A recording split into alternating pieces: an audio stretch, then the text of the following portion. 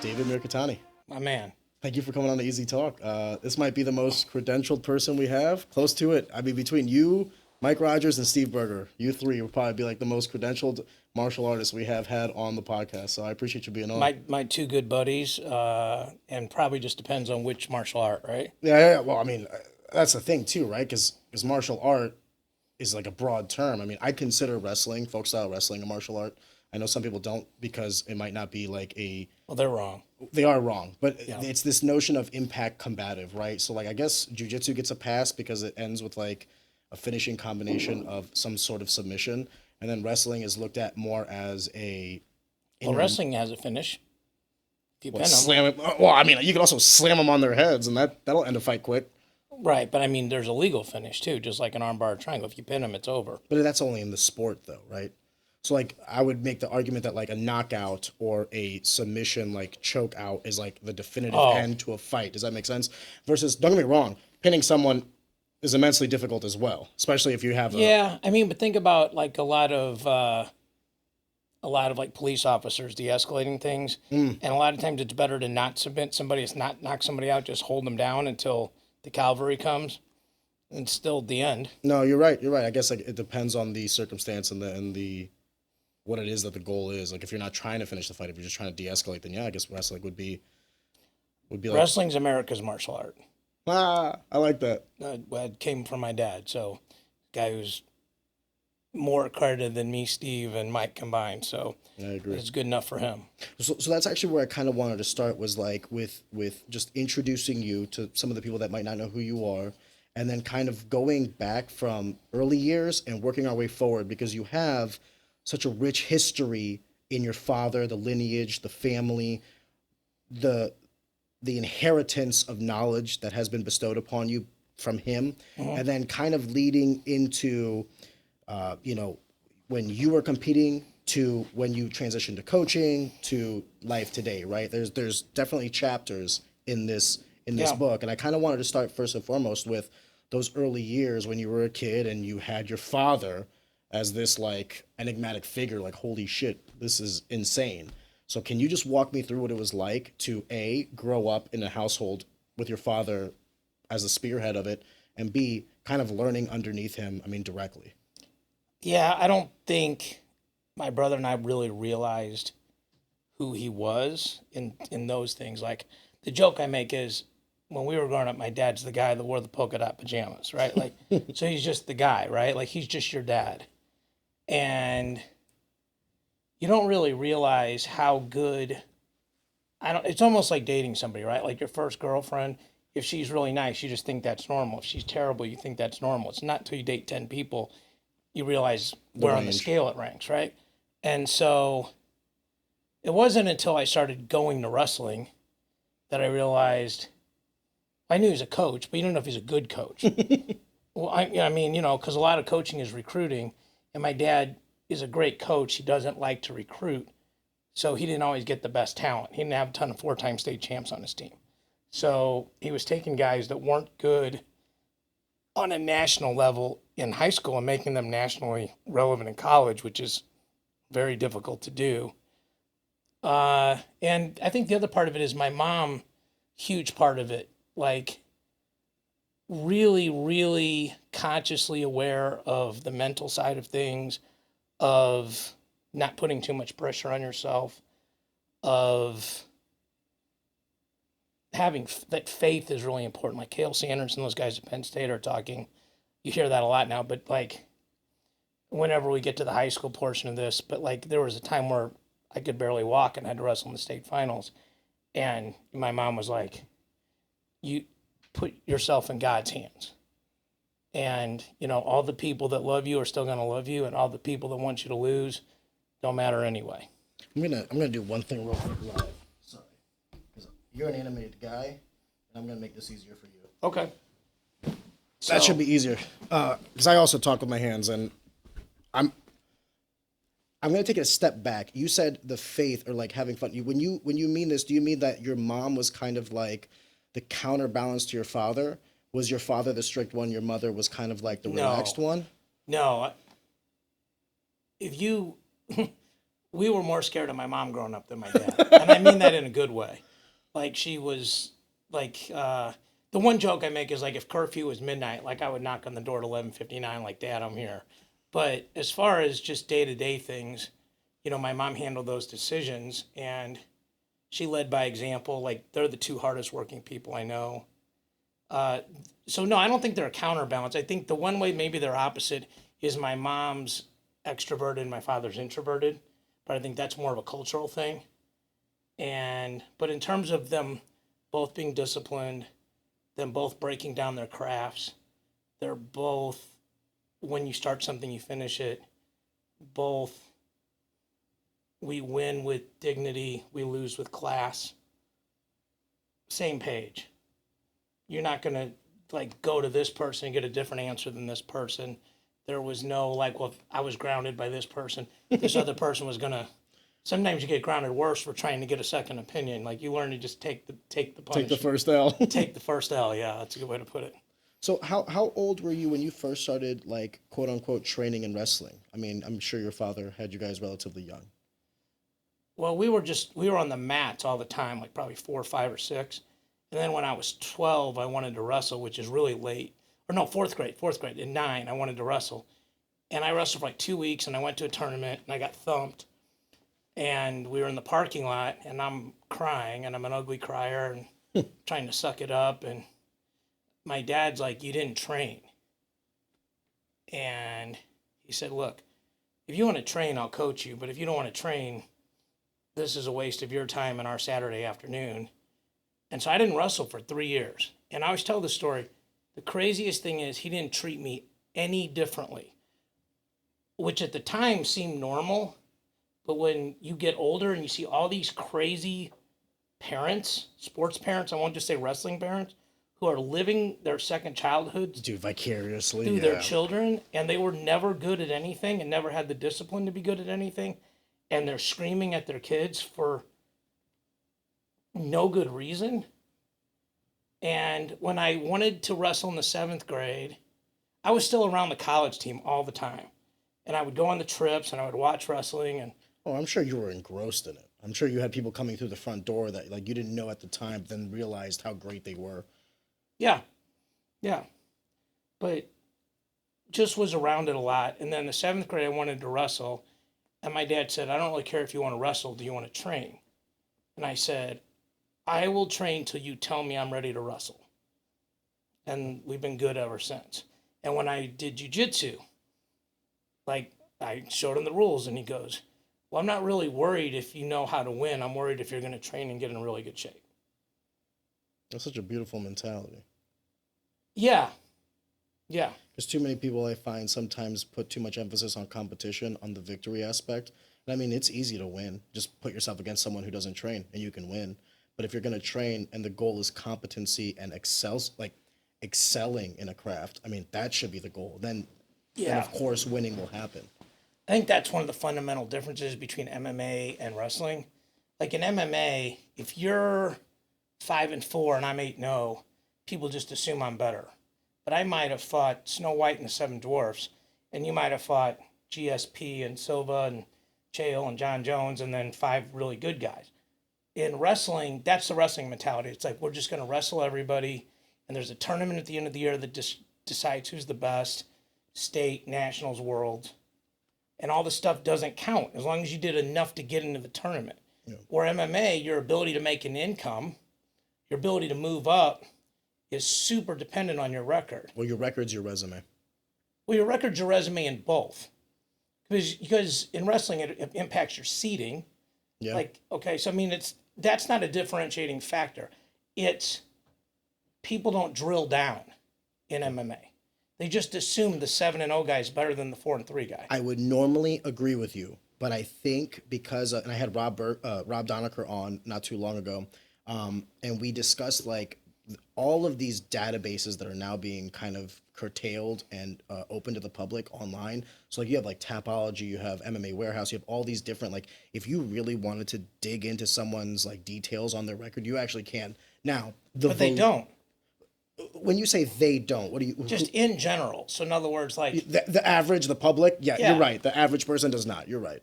And the other thing is this, like MMA guys, like if you first start fighting and you're a 4 on a scale from 1 to 10, it's fine. We just have to find you a 1 or a 2. Yeah. Terribly sorry to interrupt the content that you're enjoying right now, but if you've been watching our content for the past couple of months, you realize that Easy Talk is a brand new podcast. We're genuinely trying to figure this thing out as we're going. Some growing pains for sure. If you are genuinely enjoying this content, we feel very humble in that, but we would like to ask that you would also subscribe and like to the channel, simply because it does help us in the algorithms and ultimately to grow. So take a second. I'd really appreciate it. And on with the show. Okay, you can control that. You can control that with your matchmaker, your coach, your promoter, etc. Right? Like if you're a guy, and I think you always sold a good amount of tickets, they want you to win. Okay, I mean, they want you to win, because if you don't win, then it's harder for them to make fights and less people buy tickets, and you have a diminishing financial impact on things. In wrestling, they don't care. They're holding the tournament. Like, you look at Tulsa Nationals, there's 100 kids in a bracket. They don't care. Yeah. As long as you pay your entry fee. May the best man win. Yeah. And so I think that mentality's just really different. Do you think the level of purity in the sense of competition is completely different from wrestling and MMA? Because I would say it is. I don't want to say anything negative about MMA. So no, we're not saying anything negative. We're just comparing. Right, but if I say this is more pure than this, by definition, this is tainted, right? More tainted. I think wrestlers do it more for the love of the sport. I think that until recently, it's been hard to make a lot of money in wrestling. And I'm a capitalist, so I'm happy about all that, even though it's weird talking about NIL and portal like we do every week on our podcast. But I would say this, like, you don't wrestle in high school really for the glory, right? Mm-hmm. Like, the glory's on the football team and the basketball team. You're right.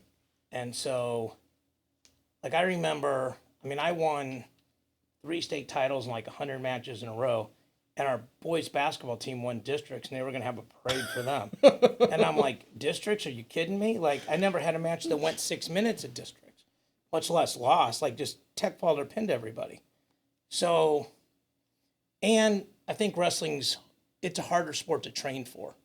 Like, wrestling practices are harder than MMA practices. I would agree, but I think that jiu-jitsu could be on par with wrestling if jiu-jitsu became like a high school sport, because like I've done both folk style wrestling and Brazilian jiu-jitsu, and I think that the real only difference between the two crafts is strength of schedule and having that season and the continuous weight cut with performance, right? Those were the two things. It's like you're There's training. There's a third thing. What's the third thing? Jiu-jitsu people accept bottom. Fair. So, and that's a gigantically different mentality. I'm not saying it's a bad idea in jiu-jitsu, okay? In fact, most of the submissions are from the bottom, not the top. And the whole premise of jiu-jitsu is the opposite of wrestling. Yeah. Jiu-jitsu is for the smaller person to defend themselves. Like your producer over here, like if you were teaching her a sport, you would teach her jiu-jitsu, not wrestling. Because if someone tried to attack her, wrestling's not going to do her any good. But if they were to do something bad to her and she can break their arm or choke them out, then we're good. Mm-hmm. So the fact that if you watch wrestling scrambles and the Fargo's next week, the Olympics are in 3 weeks, the scramble is to never end up on bottom. Yeah. Okay? And the refusal to accept bottom is a bigger difference than a schedule. A schedule would make jiu-jitsu tougher, but like if everybody just goes out there and sits on their butt and we just take turns pulling guard. Yeah. And I'm not criticizing it. Like the best guys in the world are really good at that. I've coached at all these world championships and taken guys and girls, and it's like wrestling. There's more than one way to win, right? But there's some really good people winning off the bottom. Yeah. So it's a viable path. But there's no viable path to win from the bottom in wrestling. When I spoke with Mike Rogers and Steve Berger, we've talked about it on the podcast and we talked about it in length off camera as well. And I'm trying to kind of divvy down or cut down to like what is the most substantial martial art for the base. And I think I'm safe to say this, it is wrestling. For MMA? For MMA, correct. It's wrestling for two reasons, though. Because one is the actual tangible skill set, right? So it's like the ability to stay on your feet, which is very important if you have a guy who's more grappling oriented, or the ability to take the fight to the ground if you have a guy who's more stand-up oriented. You get to dictate where the fight goes, and being able to choose that is an immense advantage. However, the other variable in that is the mental toughness that I think comes with the grueling nature of a wrestling season, and as you said, the inability to accept bottom. You're constantly fighting for those 6 minutes for any scrap of initiative or angle or some sort of advantage you can get over an opponent who desperately is not trying to give you their hips. And I think those two combinations of being able to choose where the fight goes, whether it's on the feet or on the ground, you're the dictator, and the mental acuity and the toughness that comes with training and wrestling. I'll give you an example. When it came time to cut weight for a fight, to watch other people that had never wrestled before struggle with cutting weight, and for me, it was like it was just like a Wednesday night, man. Like Tuesday. Yeah, it's like what is this? This is just normal, par for the course. Right. I didn't realize how important that was until I was around people that had never wrestled before, and I realized that into itself, even something as simple as weight cutting, is a skill set. Wrestling is about suffering. And jiu-jitsu is not about suffering, and striking is not about suffering. Like, there's no tapping out in wrestling. I mean, you can try. No, but it literally doesn't yeah, exist. it doesn't exist, yeah. It doesn't exist. I mean, like, all joking aside, like, you can't tap out. You can't give up. And when you go to wrestling practice, you know you're going to suffer. In jiu-jitsu, if it gets really bad, you can just tap out. If they're going 10 5-minute goes, you don't have to go all 10 goes. Coach isn't watching you. Unless you're the best guy in the gym and you're getting ready for a fight and it's cardio day, you can go 7 of those, you can go 9 of those, you can go 4 of those, you can go 8 of those. You can do whatever you want. Not in wrestling. Yeah. I think it speaks volume when you see like a high school standout wrestler or like a college wrestler come into a jiu-jitsu gym, and they might not know a whole lot of jiu-jitsu, but just to see how they can physically dominate somebody is kind of impressive. I mean, they can go into a different field not knowing any of the nuance and still be dominant. The first time I put on a jiu-jitsu gi, there had a guy coming up with a fight, jiu-jitsu fight, and it was a purple belt. I didn't even know how to tie my gi the right way. And guys used to like working out with me, still do, because good wrestling base, good wrestling habits, you know. I mean, I think I'm probably a black belt on my feet. I'm probably a white belt off my back, and somewhere like a blue belt on top. Talking about in jiu-jitsu. Yeah, in jiu-jitsu. So they said, well, hey, why don't you just go live with him? And I'm like, well, I don't know how to keep score. And the guy goes, if I don't submit you, you win. And I started laughing. I go, come on, dude. And he goes, no, I won't hurt you. I go, I'm not worried about you hurting me. We went 20 minutes, and he didn't come close, because the more you've wrestled, the more spidey sense you have, and the more you've studied wrestling, the more you know angles. Like, there's some people that win because they're really strong. There's some people who win because they're really fast or explosive, and there's some people who win because they're really smart. And I wasn't strong, and I wasn't fast, but I learned the sport. And so those guys generally make the best coaches, because to us, it's chess. It's just high-speed chess. And so I've never in my life heard my father say, just do it harder. Yeah. And I've heard so many coaches in my life say that. And I'm like, okay, like, you know, that's your path, right? But that's not my path. No, I think it's a keen point when you're saying that, like, yes, there's an athletic pursuit to this. Like, if you're stronger and faster, it'll make things easier. But if you don't have that cerebral, like the cognitive ability to take in information and understand how to truly extrapolate, I mean, you're going to be left in the dust by the guys who do.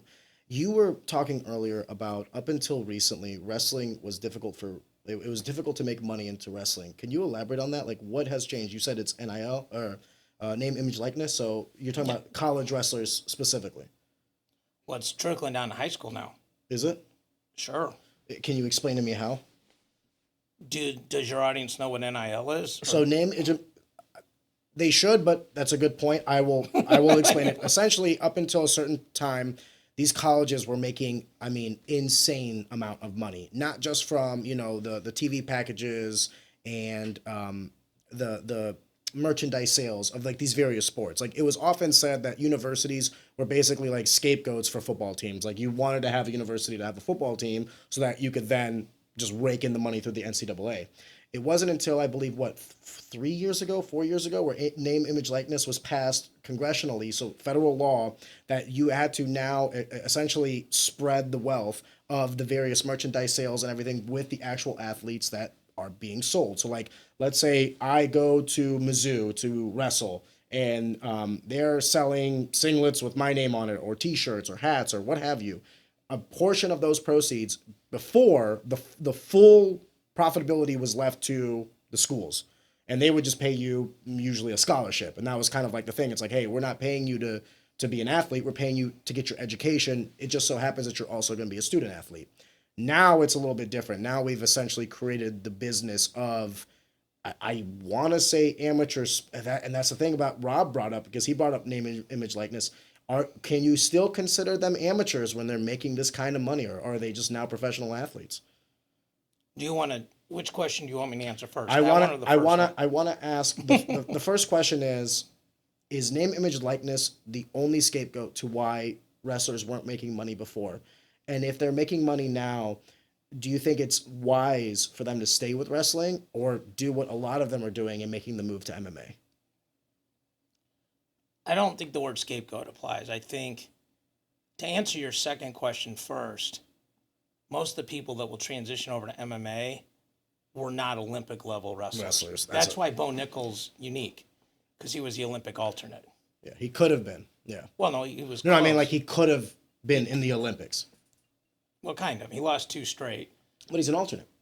Well, he was, not this time. I mean, no, not this time, but when he was, let's say there was like an injury. He right. Yeah, he could have been close. in the Olympics. Yeah. He's close.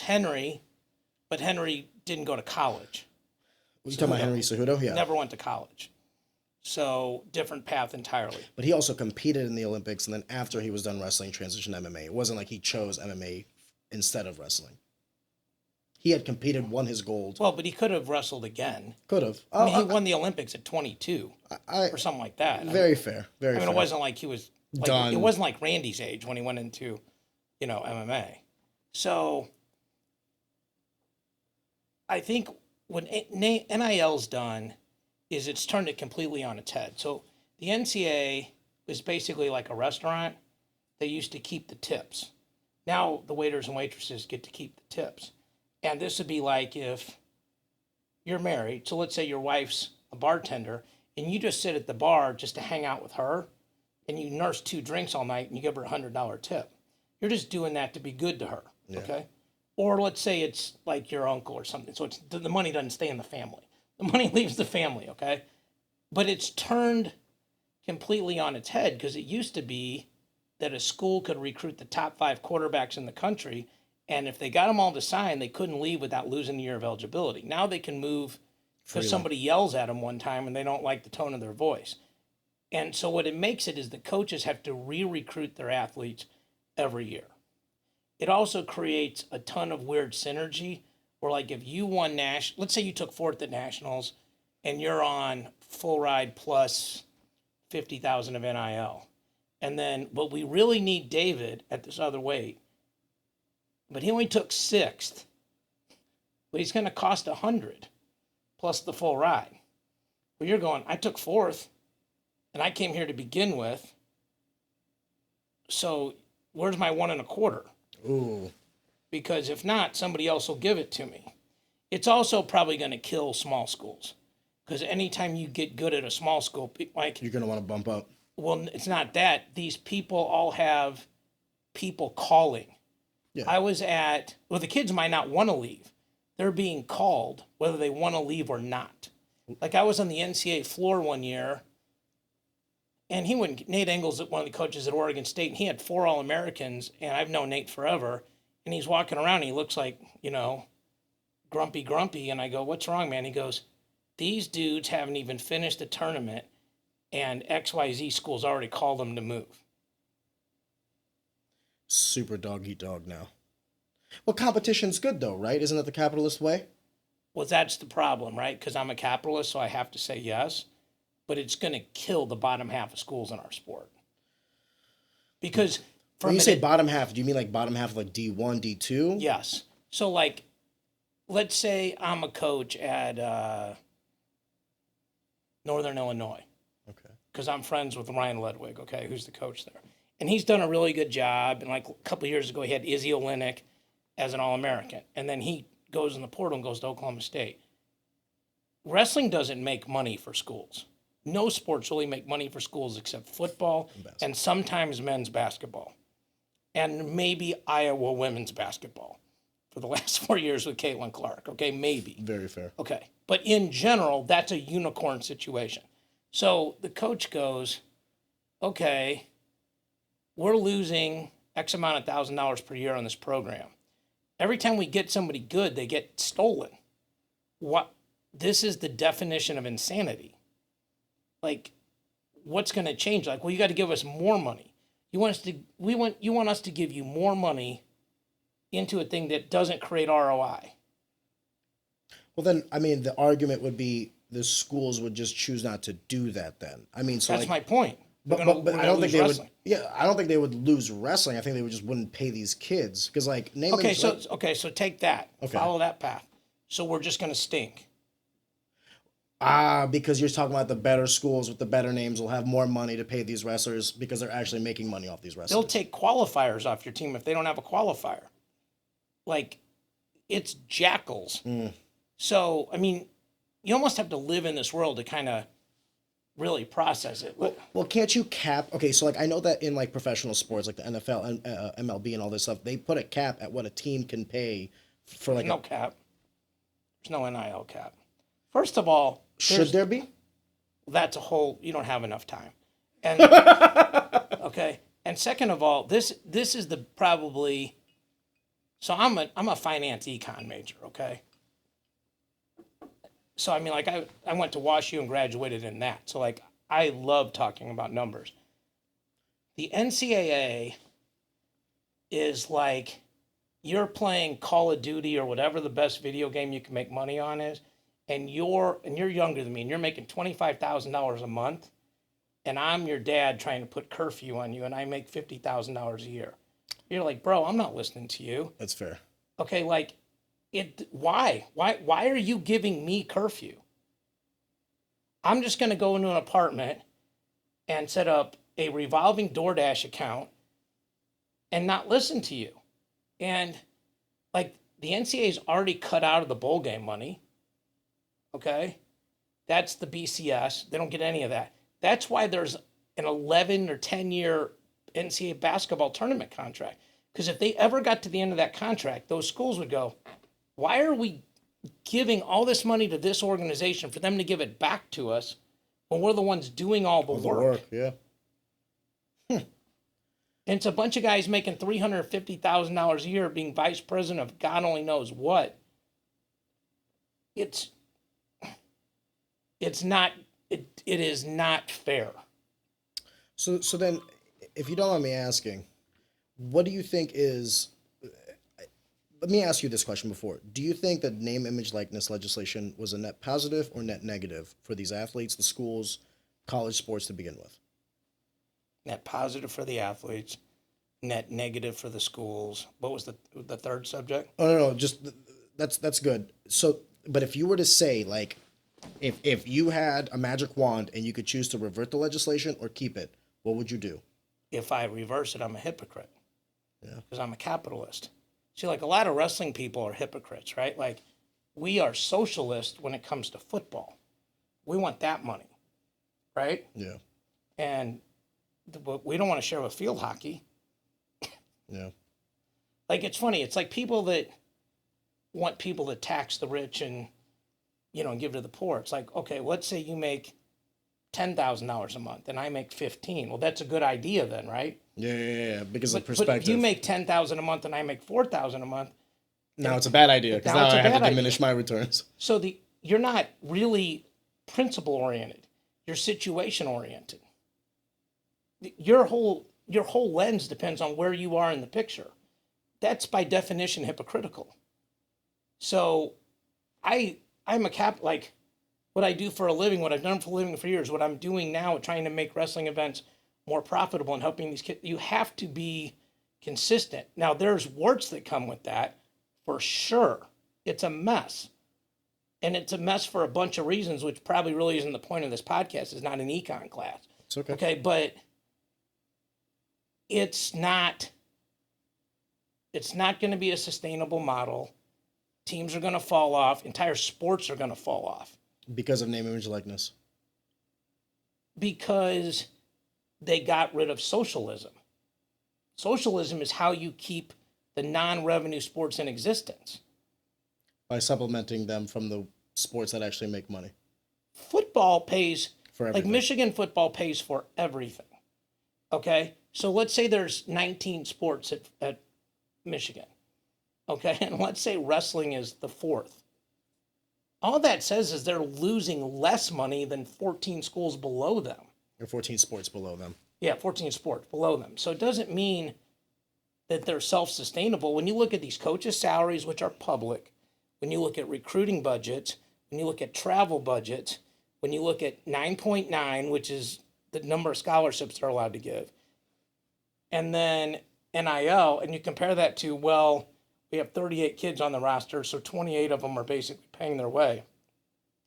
And that's gross. That's not net. You got to take, again, like I'm a money guy, okay? So like if you have 28 people living in the dorms, which they're not, but even if they were, it's like, well, the dorm doesn't cost zero. Yeah, there's an expense for all of these You things. got to pay for the utilities and the RA and everything else. It sounds like what you're saying is there are those that benefit and those that don't, and what your main concern is the longevity and the health of the sport in general, because these are the feeder leagues to the Olympic trials and the Olympic team and what have you. So it's like if we kind of undermine this process of like, well, actually, no, I'll ask that question. I'm not concerned about it. You're not concerned about the upper echelon because they will always be there. Is that what you're saying? It's more the sport Yeah, like in general. when you reframed it, some of it's true, but not all of it's true. Okay. I'm not concerned about it because winners are always going to win. People with money are going to always figure it out. But what if the competition level across the board goes down because there's less people competing? Because there's going to be less schools that have wrestling programs. Okay, so when you stopped fighting, right, there were still plenty of guys you could have beat, right? But that's an isolated micro. No, I'm going to give you, Okay. I'm going to go, you got to let me finish. Forgive me. When you stopped fighting, there were still plenty of guys you could beat, right? Correct. You just, for whatever reason, made a choice, didn't want to do it anymore. Okay? And there was plenty of guys, like if you're Conor McGregor's weight or, Aljamain Sterling's weight or whoever, Sean O'Malley's weight, yet probably on your best day, you were never going to beat. Correct. It's a hard thing to say out loud, but it's true, right? It's reality. Okay, it's reality. So you're somewhere in the middle, like all of us, right? Okay, so it just depends on where you are in the middle. All we're saying is we're just going to lop off the bottom. And then those people that were at the bottom are going to end up at the high end of the bottom, will go D2, D3, or NAIA. And you can actually argue it's good for wrestling at the lower levels because there'll be, if you know supply and demand curves, demand will go up at the D2, D3, NIA, NAIA, JUCO, and club levels, and supply is going to go up, okay? And so that will create opportunities for more schools to create wrestling programs. Yeah. They're just going to get lopped off this end and added on this end. So it'll make Division I just more prestigious. Yeah. I mean, think about it this way. I don't know how many schools have football in Division I, but it's probably about 80. Yeah. I would assume. How many of them can really win the NCAA title? 7? Well, that's why they have like 16 different like bowls. I'm saying before you go on, how many teams realistically can win the national championship? On a good day, 12. Yeah. Okay, so what are the other 70 playing for? Money.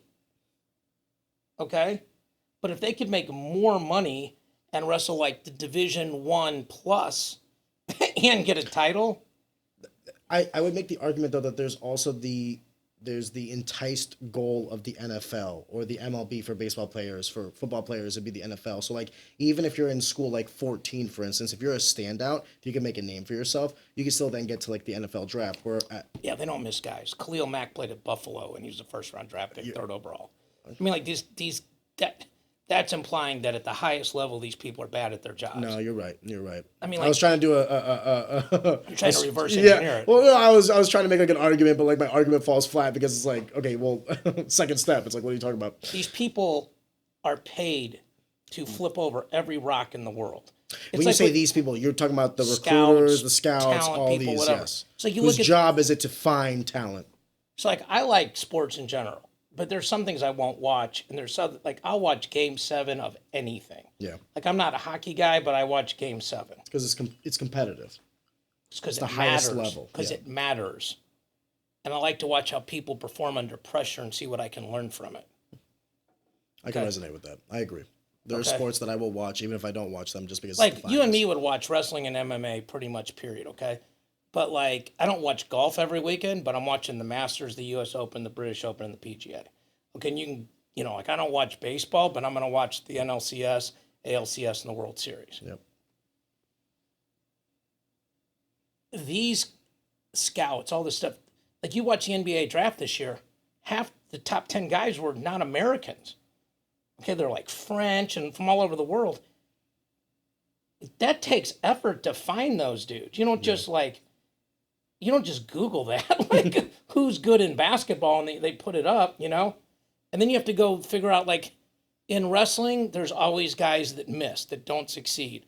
And there's an abundance of reasons, but once you can sort of narrow down skill sets,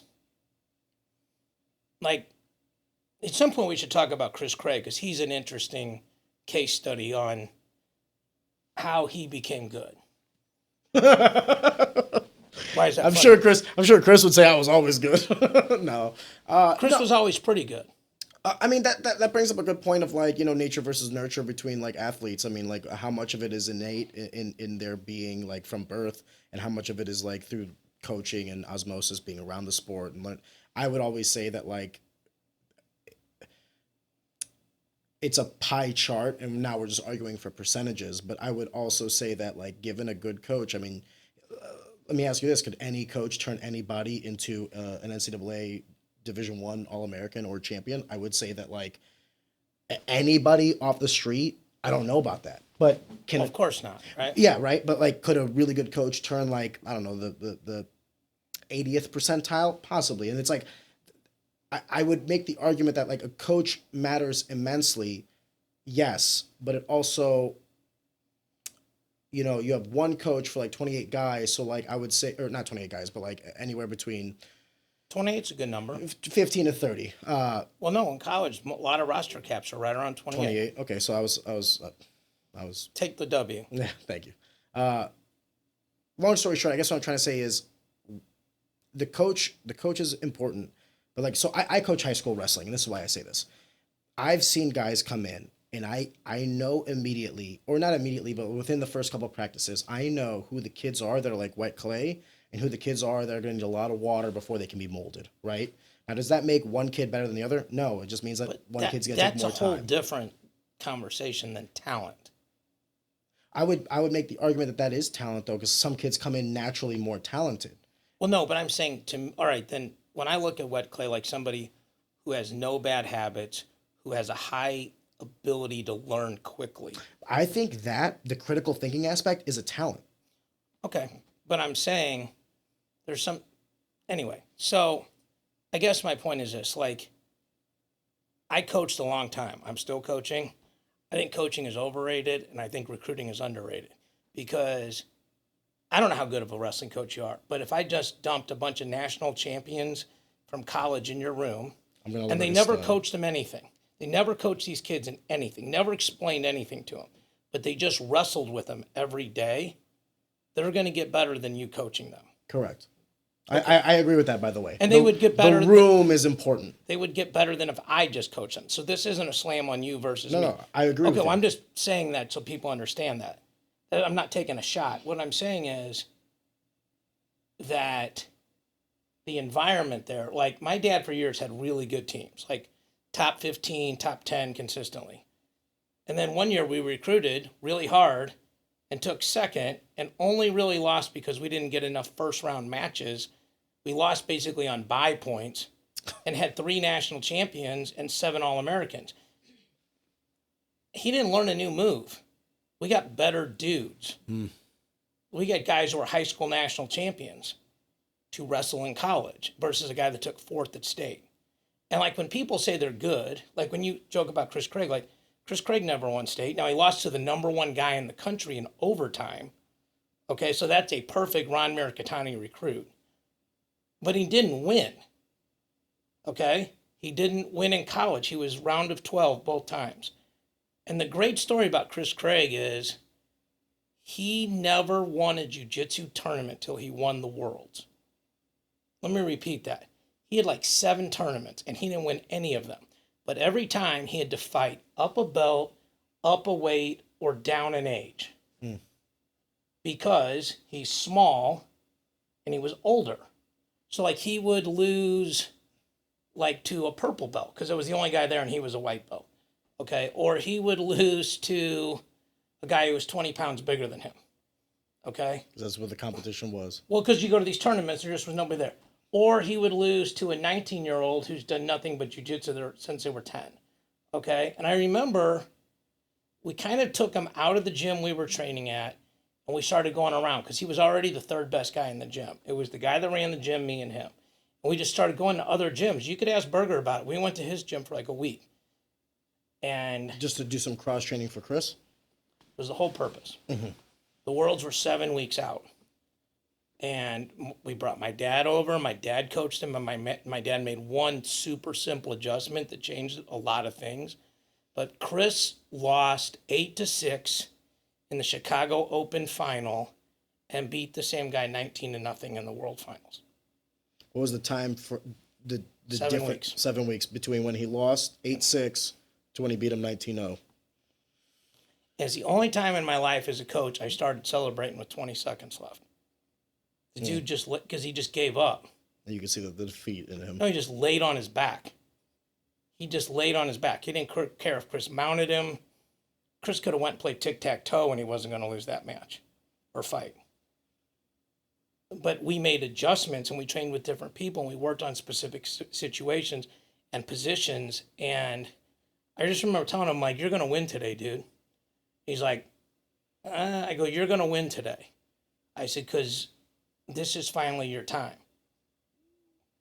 And he killed it. And then Jason High, who I coached in college, who's on the same team as Chris, he won the purple belt world, got his brown belt right there on the mat. And man, we went out that night. We called my dad. Because my dad coached them both. I mean, that was a cool night. Can you? I'm gonna try my best to take a step back, okay? Because we kind of deviated for the name, image, likeness, the money in sports, which I love that conversation. But I kind of want to go back to you, your family, your upbringing, because we kind of got into the coaching aspect. You coach Chris Craig, who's a dear friend of mine. But I kind of want to go back to, like, you know, you're still young, you and your brother growing up under your father and the monolith that he is. I was kind of curious about, like, you know, you said that your father didn't treat you guys any different, but did you feel any added pressure being his son in sport? Yeah, people wanted us to lose. They just wanted to beat you because you got the last name?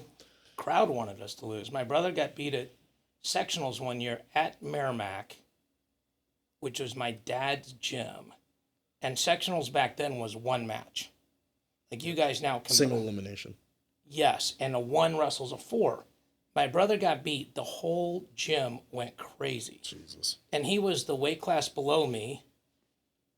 And I'd won literally like 90 matches in a row or something like that. So I was not going to lose to the next match. And I beat the hell out of this kid.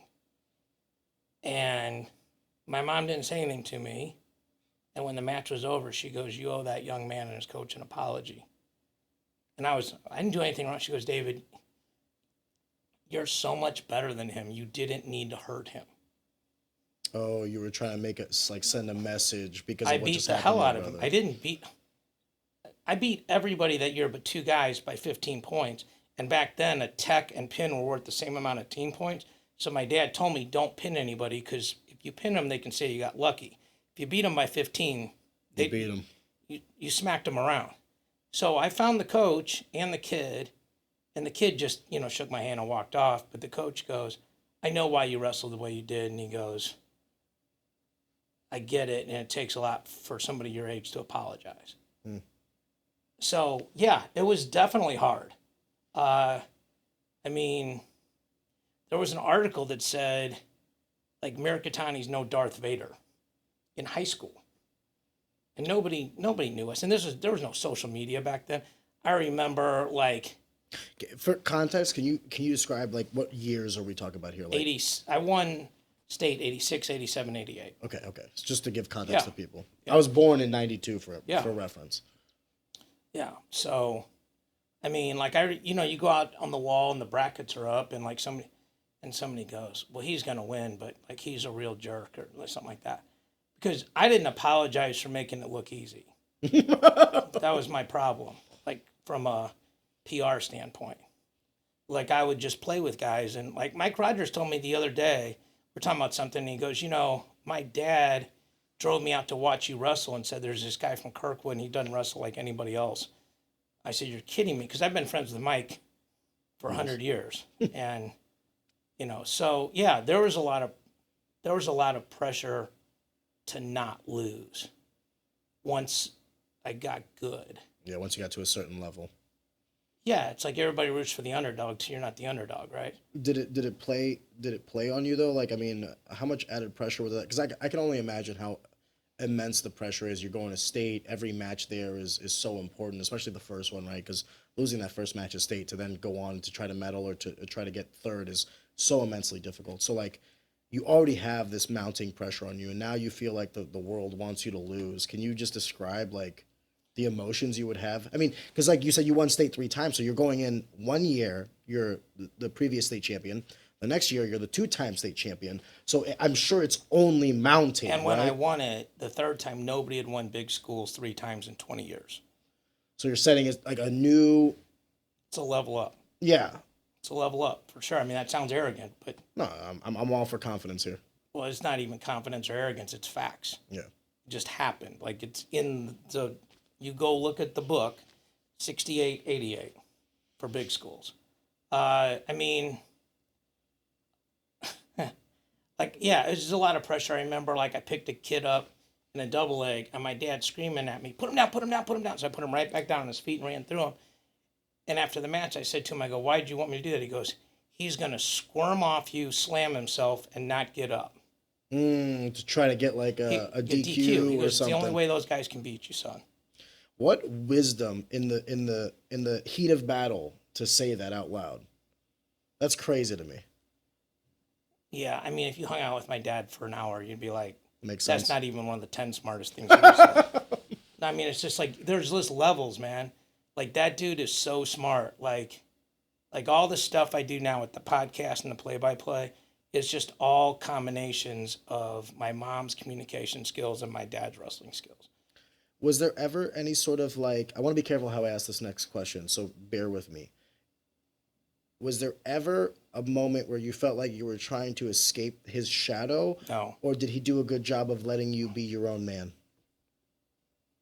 Well, my dad never wrestled till college, so it wasn't hard to be a better wrestler than him. Mm-hmm. And I'll never be as good of a coach as him. So it's like 0 and 100. Like, I'm going to be somewhere between 1 and 99 on both, and I'll never be as good of a person as he is, or my mom is. So, no.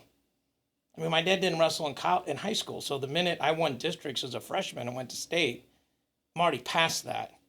And my dad's like a real one. Like, he just wants everybody to do the best they can, but he's also super, I don't know if accountable's right. He wants you to get what you earned and deserve, not what, like, he don't want you to win, like, on a bad call. Like, I think honest and accountability would be the words. He wants honesty in competition and accountability for what you should receive. Yeah, like, there's been a couple times where my dad and I went over to the scoreboard and said, you have the score wrong, and it was in our favor. Yeah. Like, I didn't get that takedown, or I didn't, you know. Like, no, you gave 2 red and it was 2 green. We're not winning by 1, we're, losing by 1 or whatever, whatever that flip-flop is. Do you find that this is something that slowly, because we briefly talked about it when you were describing like the parents that try to live vicariously through their children who are now athletes, and what I would describe as the overzealous coach or competitor. Do you think that there's this lost art of forgetting what it means to compete and just trying to win? For sure. 100%. Well, first of all, most of these guys never competed. Yeah. When you say most of these guys, you mean the coaches? Those the crazy ones. Yeah, fair, very fair. You're talking about the parents, coaches, what have you. Just the crazy ones. The ones can be fill in the blank. Gotcha. Okay, like you're hosting a podcast. I've hosted a podcast, so I know what that feels like. I've never produced a podcast, so I don't know what's going through her mind right now. I just know she's smarter than me. That's all I know. Okay? I think she would agree. Yeah, for sure. I mean, that's a given, right? But I'm saying, like, I don't know, like, but I remember this. When I decided to fight in the world in jiu-jitsu, it made me such a better coach because I remember what it was like to cut weight. I remember what it was like to have a terrible practice. I remember what it was like to lose. I remember what it was like to eat a piece of chicken and be mad that that's all I got to eat and hate myself that I ate it. And you don't think about that now. Like, you just don't. Like, and there's a mental toughness to that. There's a mental toughness to making weight, and it's probably not healthy to be always cutting weight, but there's a mental toughness to fitness that is hard to explain. And this applies to jiu-jitsu, wrestling. Anytime 2 people are locked in a space and one person gets their hand raised, it's either very fulfilling or very emasculating. Absolutely. And like both of us have been the bug and both of us have been the windshield. And I've never heard it described as that. Really? I've always heard hammer or the nail. I've never heard bug, windshield. Oh, I'm stealing that one. Yeah. So like, we've both been on both sides of the coin, right? Yes. And it's tough, right? And it's tough when your friends lose. It was tough when I watched my brother lose that year. It was tough the next year when I watched my brother lose in the state finals because, like, he probably had more pressure than I did because I was winning and he hadn't won. And he never won a state title. So, and we're 1 year apart. So it's not like, well, your brother was good 10 years ago. Yeah. It's like your brother was good Tuesday. It's a different deal. So, I mean, he handled it better than I would. I would have punched him in the face because I just, like I couldn't take it. We're wired differently, but like, I mean, I'll tell you this, like having a brother 14 months apart is very good for combat sports. Oh, I'm fucking sure. Yeah. I'm absolutely sure. I have a brother who's 3.5, and I find that he's probably the reason I didn't find wrestling until high school. I was a basketball player before that, and then when puberty hit and everyone else started getting taller, I was not blessed with that gift. But I was lucky enough that my middle school gym teacher was also the high school wrestling coach. So then my freshman year, when I was like trying out for basketball, he basically tapped me on the shoulder. He's like, "What are you doing?" He's like, "You're 5'5". Everybody else is like close to 6 feet tall." He's like, Yeah. "You should try wrestling. I know your brother. My brother was a football player, and he went out for wrestling. My brother never did anything with wrestling, but at least he went out. You know what I mean?" So then I went into wrestling. I was lucky enough to get a state medal in those 4 years at high school wrestling. And then when I graduated UMSL, I also studied finance. UMSL didn't have a wrestling team. That's how I got into MMA. But I when you said the phrase that like wrestling isn't sexy or wrestling doesn't get like the accolades that the other sports did, I absolutely felt that to my core because that's how it was in our school. Even to this day, you might get angry at this because I do. Our Afton High School has like in the gymnasium, it has all these accolades for all these sports. The wrestling team's accolades are relegated to the wrestling room where no one else but the wrestlers can see them. And even that seems like a slap in my face because we have so many state champions. We have so many repeated state champions and state medalists that like the masses would never really see because they're never stepping in that room. So I bring this up to say that also my older brother was kind of like pivotal for me, and I was the younger brother. So this is a different dichotomy because you were the older brother and he was the younger brother. But I bet you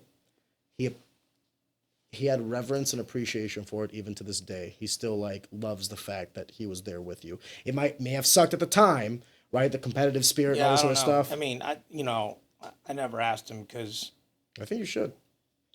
I never will, because it's never good to say like, when I was winning and you were losing, how did you feel? I don't think you word it that way. I think You can word it however you want to word it, but that's what it was. do you don't think there's any part of it that felt like you were a flame he was trying to like catch? Like trying to I know how it felt at the time, and we were good. We're good now. Yeah. So I don't know that I need to ask. Like, we're either Fair. cool or we're not cool. Like, what I'm saying? Like I don't need to call Chris Craig and go, how'd you feel after you won Worlds? Like, I'm sure it felt great. yeah, king of the world, right? So, and all the times he didn't win, see you boys, like. Yeah. I don't know. Maybe I kind of relegate on that stuff a little too much. Maybe I find that my losses kind of define me more than my victories because I can remember my losses. That's just me, though. To each their own. Well, but yeah, I think most people learn more from losing than winning, but that's not the lens.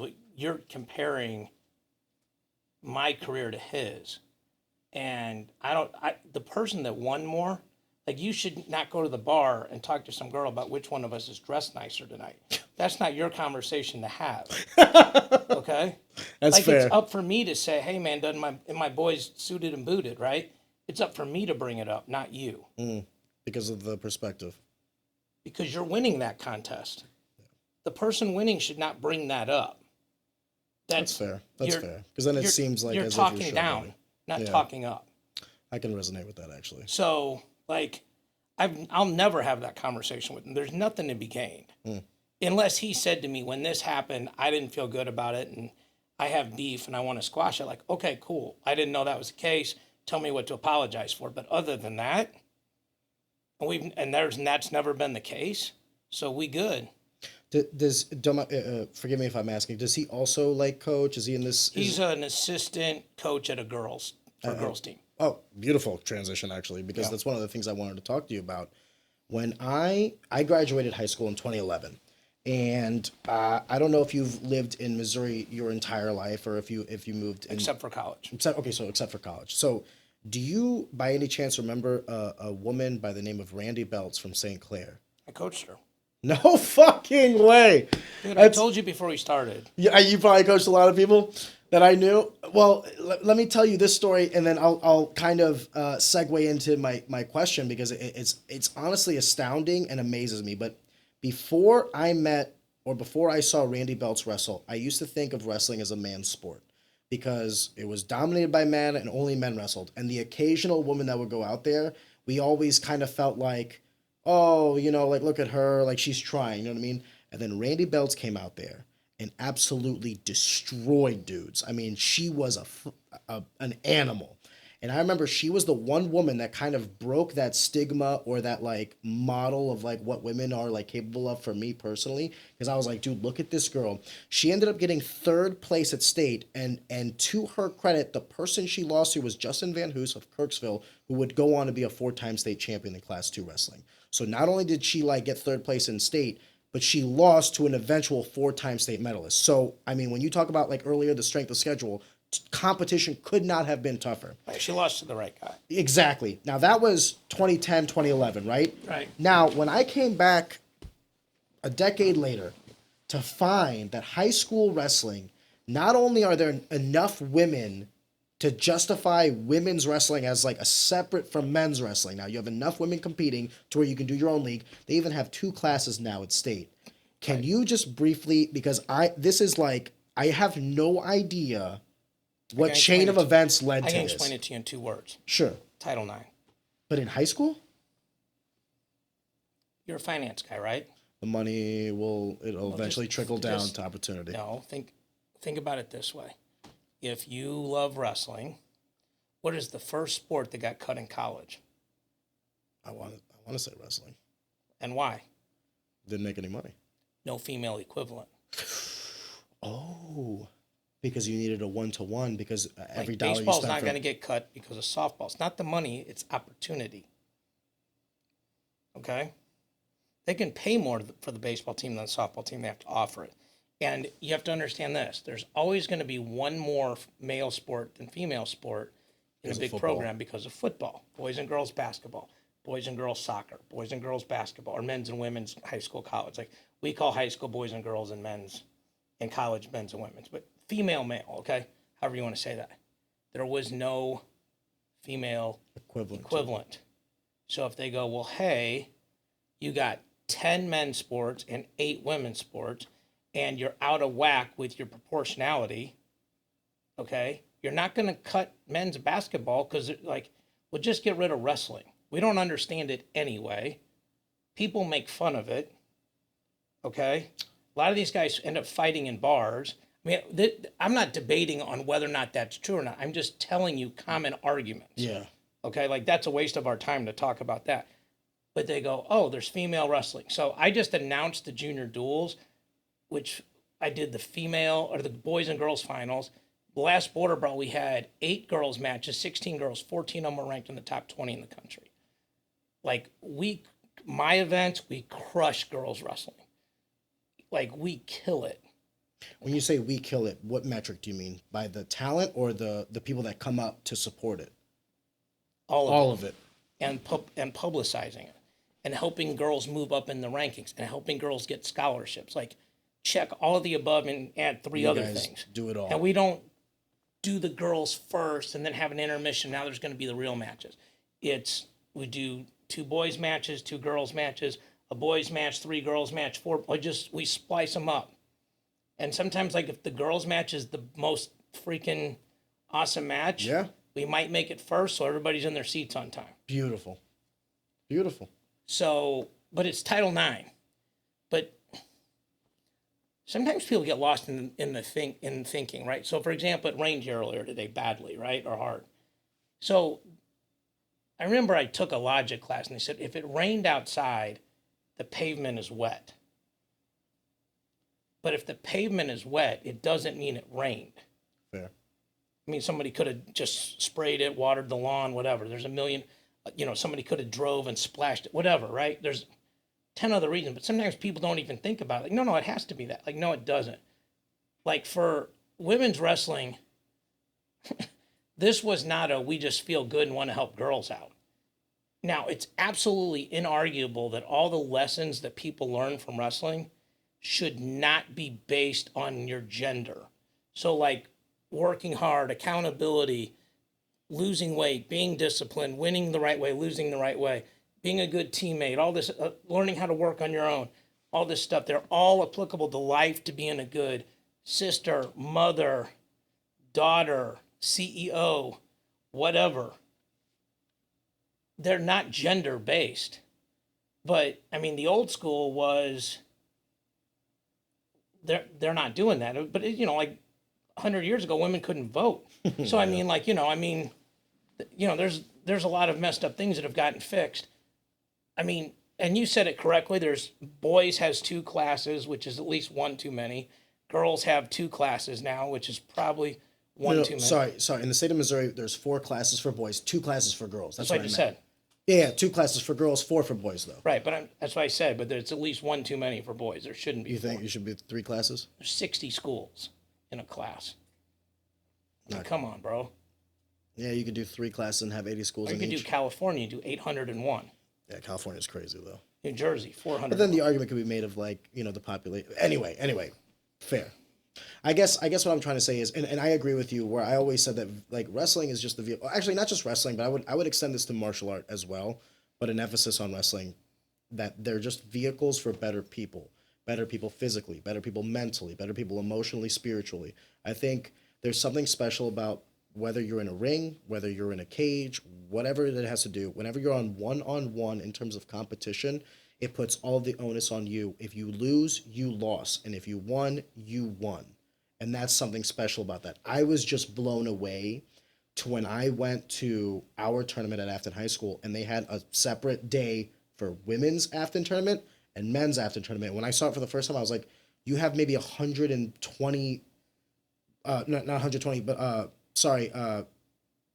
like 16 by 11. So around like 160, 180 women wrestlers in this gym right now. I had never seen more than 3 in a gym.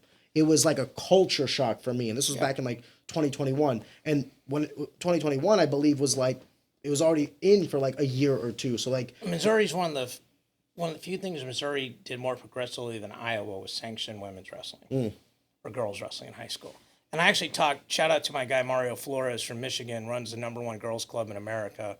He is working on putting together, and I'm helping him, the biggest girls high school tournament in the country. The goal is like 700 to 900 kids first year.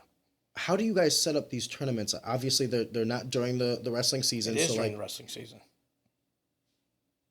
how? What do you mean? How did any tournament start? But I felt like the tournaments. Correct me if I'm wrong. I always assumed that tournaments now need to be set up by a like high school, right? Like, is this gentleman, does he coach? No, you don't have to be set up by high school. No? You just got to be sanctioned by the state organization. So from Misha, for us, Yeah, the sure. Missouri- Misha's a good example. Okay. Yeah, if you wanted to run the Easy Talk Wrestling Classic, you do it at a high school, so it's in conjunction with them, but you're the one doing all the work. Why did I think that you had to be a high school to I don't know. I don't know. Maybe it's just because that's how I Because always. it's all you've ever seen. Maybe, I just assumed that was like the way it worked. That's interesting though. So can I ask you what the onus is on this? You just wanting to bring the best girls in the state to compete, or to show what women's wrestling could He had some be? people reach out to him. He helped me run the Michigan Border Brawl. He asked me about the economics of it. He didn't need to make money, but he didn't want to lose money. Yeah. He's a super proactive advocate of girls wrestling. Like, he doesn't talk about it, he does it. Okay. He coaches the junior duels team. He coaches the Fargo team. He had at one point 4 kids ranked #1 in America on his team. 4 out of 14 weight classes. It's insane. That's the right word. Insane in a good way. No, that's the right word for it. So, and we just talked through the economics, and I was like, if these schools say they're going to come, and you have these connections in this state, and I have these connections in these states, here's a realistic model. I called USA Wrestling to see if they'd support it. I mean, I'm on their airwaves twice a week. They're like, we believe in what he's doing. We certainly believe in what you do. We will support it. And we just put together a business plan. What do you mean by support? Do you mean like USA Wrestling supports it in the sense of like sponsorship and like financial, or supports it in the sense of like it being sanctioned? Like when you say it supports not sponsor it, but Okay. like help us get the word out. If we need to speak to specific coaches to talk about the efficacy of it, like the first year I ran Border Brawl, it was an idea. Now it's coming up on 10 years. Can you describe for someone who might not know what a border brawl is? Like, what is? Well, it's not a Border Brawl. It's our event called Border Brawl. So we ran an event starting in 2015, and we called it Missouri Border Brawl. It was Missouri versus the bordering states. Now we do it twice a year, in the fall in Missouri and in the spring wherever the NCAAs are. And we just had 8 people wrestle in the Olympic trials, and 2 of them made the team. How do you feel about that? Like when you see these kids progress, I mean, So that's a good question. What we don't do is take credit. There's a lot of people that take. So I think there's probably at some point I was in a practice room with you, okay? Or Chris Craig, or I showed something to Chris Craig that he showed you that maybe helped you in life. I would never, if you won the lightweight title of the world, go, so proud of my guy, happy to be a part of his journey, which is what these people do. all the time. All the time, just cling on, just professional barnacles, right? I didn't even think about it. And the last chance qualifier happened, and 2 of our guys made it. And my buddy goes, dude, so-and-so and so-and-so made the Olympic team. I'm like, yeah, I know. I got to talk about it on the podcast. He goes, like, bro, those are your guys. I'm like, oh, yeah, you're right. And he goes, well, you're not going to put anything out about it? I'm like, dude, we got this guy, this guy, this guy, this guy. He goes, you should probably put a post out there, bro, so people know your event isn't just for charity and it's not just Randy Couture coming to town. And so I went back and looked it all up, and we put a post out, and all we said was, we are so proud of Carly, Larry, Mo, Shemp, Doc, Sneezy, Grumpy, and the Three Stooges and whatever else. These athletes can choose to wrestle in anything they want. They chose to be a part of our event. We wish them all the best. Beautiful. So there's no way to misconstrue that we took credit.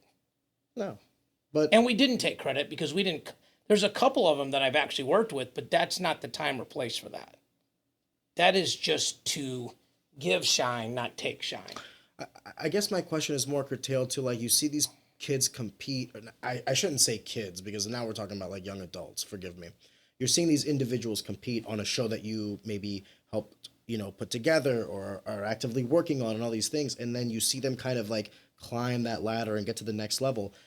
I guess my question was more for like, because I already take it that you're based on what you've told me about your father and what I've heard about you.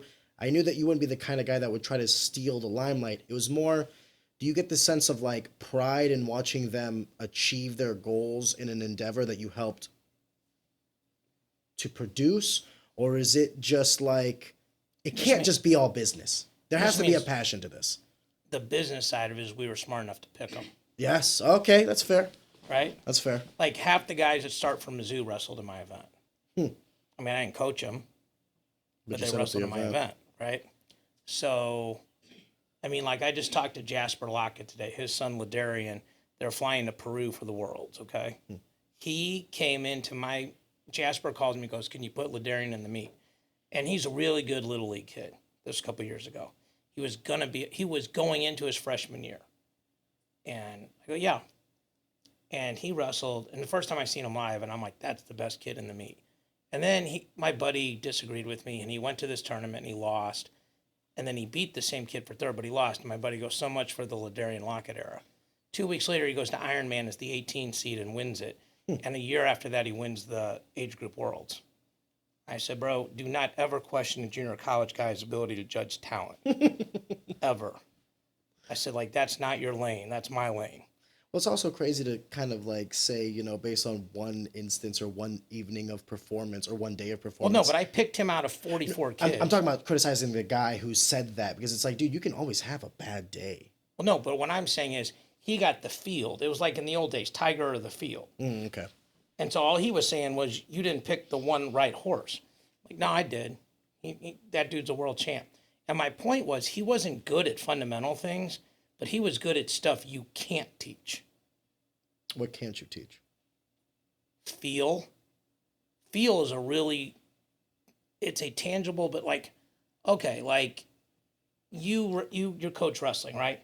So there's a correct grip on a single leg. There's correct head position, okay? But when we start scrambling, now you can coach scrambling, but you teach everybody scrambling, and they don't all pick it up the same, right? In jiu-jitsu, same thing, right? Like, you don't have to teach me how to stop you from climbing me. Like, that's just wrestling, okay? Would you say that that's also experience-based? Because I find that what you're saying, I agree with, by the way, when you say feel, but I try to articulate it as best I can, but I oftentimes, like the scapegoat that I use for when kids aren't getting it, like I'll try to explain it, I'll try to show it, and if I find that the kid is having like a little bit trouble with it, you know what I say? I say, give it some time. Yeah, it'll come with over time. the repetition. You'll kind of feel. It sounds terrible to say, but like if you do it wrong enough times, you'll figure out how to do it right because you'll figure out the 100 ways to mess it up to find the one way to do it right. Yeah, and the only thing I would add is if you do it wrong, just do it wrong differently the next time. Yes, don't do it wrong the same way because that now is you're insanity. building bad habits. Yes, I agree. Yeah. No, I love that women's wrestling is growing.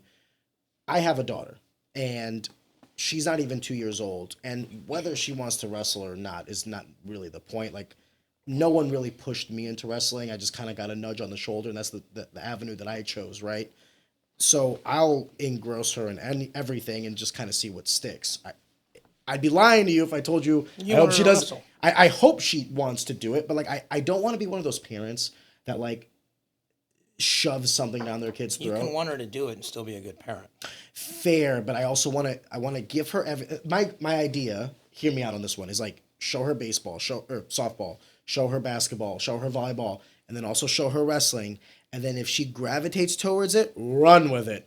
But if she gravitates towards volleyball, if she gravitates towards basketball, like who am I to say like no, that's the wrong path? I'll support whatever she wants to do. But one of the things I do love is that the sport that I love, that when I was coming up, didn't necessarily have an avenue for women of course. for to ease them into it now does. So now it's like I can take my daughter to wrestling and be like, hey, listen, like the state You of can do Missouri this. has women's wrestling all the way through into Yeah. college and then into the Olympics. Like if you so wanted to, however far you want to take it, I don't care. But I just it's now like an easier I don't want to say pill to swallow. It's an easier endeavor in which I can try to entice her into. Because now it's not like, well, Dad, I don't want to compete against the boys. The path is a lot easier to see. Yes, because like volleyball, they compete against girls. Yeah. Basketball, they compete against girls. Then I bring her into a wrestling room, and it's like, well, now you got to wrestle all the guys. It's like, dude, it's kind of like a daunting task. Well, I would argue that you should push your kid to at least try wrestling because none of those other sports are going to help her with self-defense, and wrestling will. I agree. And the second thing... That and jiu-jitsu are going to be... Right, but she can't do jiu-jitsu as a high school sport right now. No, you're right. You're right. I mean, I thought that was the realm that we were talking No, you're absolutely right. Like, I do want her to compete in wrestling at the high school level, but, like, jiu-jitsu will be something that she learns just for life. No, one of the girls that's been in my event a lot, and I actually went down and did jiu-jitsu with her, I think she's ranked, like, 6th or 7th nationally, but she's really good at jiu-jitsu. And, like, her coach is a buddy of mine, and he called me one day. He's like, this girl... like, she'll go to weird positions. I'm like, have you ever done jiu-jitsu? He goes, no. I go, well, it's not a weird position. Yeah. It's a jiu-jitsu position that's weird for wrestling. And he goes, what do you do? I go, you got to tell her she's got to count to 1. And then at that point, she's got to bail because then it's back points. You know? That's actually a good question to ask because I feel like jiu-jitsu has made my wrestling better through anatomical awareness. But I would actively say that there are things in jiu-jitsu that I just fundamentally cannot do in the sport of wrestling, or I will get taken down, I will get reversed, I will get pinned. Again, it depends if you're a bottom player in jiu-jitsu and you accept bottom, okay? Like it's not conducive to wrestling. At all, right? The other thing to go back to your daughter is put her in gymnastics for a year. If for no other reason, she'll learn how to fall. Balance and everything. No, learn how to fall. I don't care if she gets bounced. She will learn how to fall. Because then when she starts wrestling and it's watching people get slammed, it's like, I already did that. Yeah, fair. And like, I got buddies who are Olympians and they don't if their kid's going to start wrestling at 8, they do gymnastics at 7. Can I tell you what my very first boxing coach made me do? A 3-month course of ballet. One of the best decisions I ever had to, like, I was in a ballet class with like 13-year-old girls. Can I tell you how like dumb I felt? How old were you? I was 18, 17. I wasn't 18 at the time, but it was like 13, 14, 15-year-old girls and then me. And then I had to do 3 months of ballet for my boxing. And then when I was done with that ballet, I had some of the best footwork in the gym. I had some of the best movement, some of the best angles. To this day, I won Greco Nationals wearing a judo gi. It was just straight up Mr. Miyagi stuff. So yeah, I get it. It's I mean, there's unorthodox ways that work, but I mean, just in general, put her in gymnastics for a year. I mean, well, first of all, there's a lot of girls that do it, so she won't be the only girl there. Yeah. And second of all, she'll learn how to fall and learn how to get up, and you realize falling is a part of life. Yeah, but what if she doesn't want to wrestle? I don't care if she wants to wrestle. Have her do gymnastics, so if anybody ever throws her down, she doesn't break her arm or neck. Very fair. There's the art of being thrown or falling. Well, yeah, I mean, like my dad's 8th degree in judo, so like we can always, like if somebody, hits the ground with their arm when they land, you're like, oh, okay, that person did judo. They know what they're doing. Man, at least they know how to fall. I mean, they might not know how to win, but they know how to fall. So you competed at a very high level. Yeah. And then you transitioned to coaching. Can you explain to me how that felt? Because I have my own, I have to kind of curtail myself back sometimes because I'm still, like, in my heart, I'm a competitor. And when my kids lose, I feel it. When my kids win, I feel it. But I never want my kids to see that I feel it. Does that make sense? Like, if they lose, I don't want them to feel worse, like they, like, coach down. And if they win, I don't want them to feel like I'm trying to hog the limelight. So, like, I find that the emotion of competition is still there with me. Like, I want my kid to win. I want my kid to succeed. But if they lose, I'm trying to, like, hide those negative emotions of, like, oh, damn, that sucks. Like, did I teach them something wrong? Could I have shown them that move a little better? I saw the transition that they messed up. I need to work on that with them. When you're transitioning from athlete to trainer, can you kind of, like, walk me through your mindset? And did you ever truly leave the competitor aspect, or did you only modify it? Yeah, I mean, I think that when I first started coaching, I probably wasn't a very good coach. I used to just beat the crap out of the guys in practice. But that's just what my dad had me do. He's like, just go work out with Chris, go work out with Ariane, go work out with Rob, and just work out with them and make them better and teach them how you're beating them. And then by the end, my dad had me doing a lot of things running the program. And I think yeah, I mean, like, I know what you're saying, and I agree with how you're saying it, but I fundamentally disagree with if your kids lose and they don't think you're disappointed, and if your kids win and they don't think you're overjoyed, that's worse than the other way. What you as a coach have to separate for them is how you value them as human beings has nothing to do with that 6 minutes. That's beautiful. But okay, so like I'm here, right? I want your podcast to do well. Like one of my buddies goes, "Why are you going on that guy's podcast?" I'm like, "Because people went on mine when I started." Just like I'm like kind of not very well, but I'm gonna go on. Like it's fine. I get to say some nice things about my parents and other people, so it's not gonna be a bad night, right? But when I started, all my buddies came on. It just happened that my buddies were famous, so it worked out good. And we had real conversations and people liked it and it picked up from there. Like I just had Sadakov on who just got banned from the Olympics. So, I mean, like I had Art Martori on who literally wrote the check to save Olympic wrestling. Like we've had some OGs in the sport on. We've had Jordan Burroughs on. We've had John Smith on. We've had Kenny Monday on. I mean, Thomas Gilman's been on twice. Like you kind of go through the list of the Hammers and almost all of them. Kendall Cross has been on twice. So to answer your question, I don't, I think I probably cared too much in the beginning, and I think I didn't do a good enough job of what I just said, of explaining to these guys, like, you're younger than me, so I go, hey, man, I love you either way. The only way you and I are ever going to have beef is if you didn't try your hardest. I don't care if you did something really stupid, as long as you tried it really hard.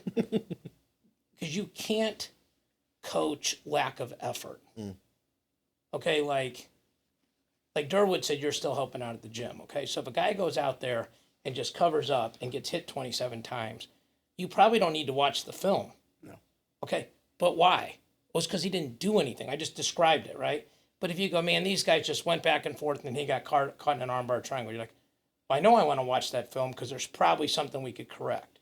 And they went back and forth, which means at some point he was taking it to the guy. Okay, so I'm going to support that guy's effort. Like when I coach Chris or Jason or Zach or any of those guys that were MMA guys, it's like we didn't really work with them a lot, when they're adults on the stuff that grown men should do. Like, is your weight good? Are you in shape? Yeah, they should already know that. Well, more importantly, they should already be doing that. Yeah. I mean, they know it, right? Like, it's that whole book. Everything you need to know, you learn in kindergarten, right? Like, it's doing to others, like most things are, like that. I mean, like, Michael Pixley's first jiu-jitsu experience was in my basement. I'm the one that sent him over there to those guys, to Heath. Because I was like, dude, you got to... You're talking about Heath Pedigo. Yeah. Yes. But I mean, I know Heath. I know all them guys. I sent him over there, and I'm friends with Dro. And I texted Dro. I'm like, I'm going to send you a guy who's going to win the world title. He's like, come on, coach. I'm like, bro, when have I ever sent you a text like this before? And, Pix didn't know anybody. I'm like, just go. Don't hold back. Beat them all in wrestling. Be humble. And when they beat you, be humble. He called me like 2 weeks later. He's like, coach, best decision of my life. He's over there killing it now. He's winning world titles, Pan Am titles, doing videos, living a good life. He's found his calling, right? He's got a girlfriend, like everything's cool. And like when I'm at the tournament and he's there, like he'll text me like, hey, I'm done. We going out and celebrate. And I'm like, yeah, man, for sure. And it's just the real ones, like the guys that you've, and women too, girls too, but like the people you've coached that went through it. Like I don't even know why, but I could have tried to keep Michael at the house. I don't know what good that would have done. That's the whole thing. Like my brain doesn't work that way. It's like, how is he going to get best fastest? When you say keep him in the house, you mean in the gym, right? Like at my house, literally in my house. I have a mat in the basement. That's what I'm saying. So like, okay, your house was the gym. Well, okay, but instead of saying the gym, it'd be keeping him in my gym. Correct. Forgive me. So like, instead of keeping him at your gym, you were trying to get him to go wherever you thought he would be able to grow the most. Whoever you like thought if somebody says, I'm going to New Mexico, I go, let me call Mike Winklejohn. You can go train at Jackson Wink. Somebody goes, I'm going to Vegas, like, let me call RC, you're good. Okay, like if somebody goes, I'm going to Florida, like, let me call Dean, you got a place to train. Okay, like back when I coached Rob Washington, Kenny Monday was the wrestling coach of Black Zillions.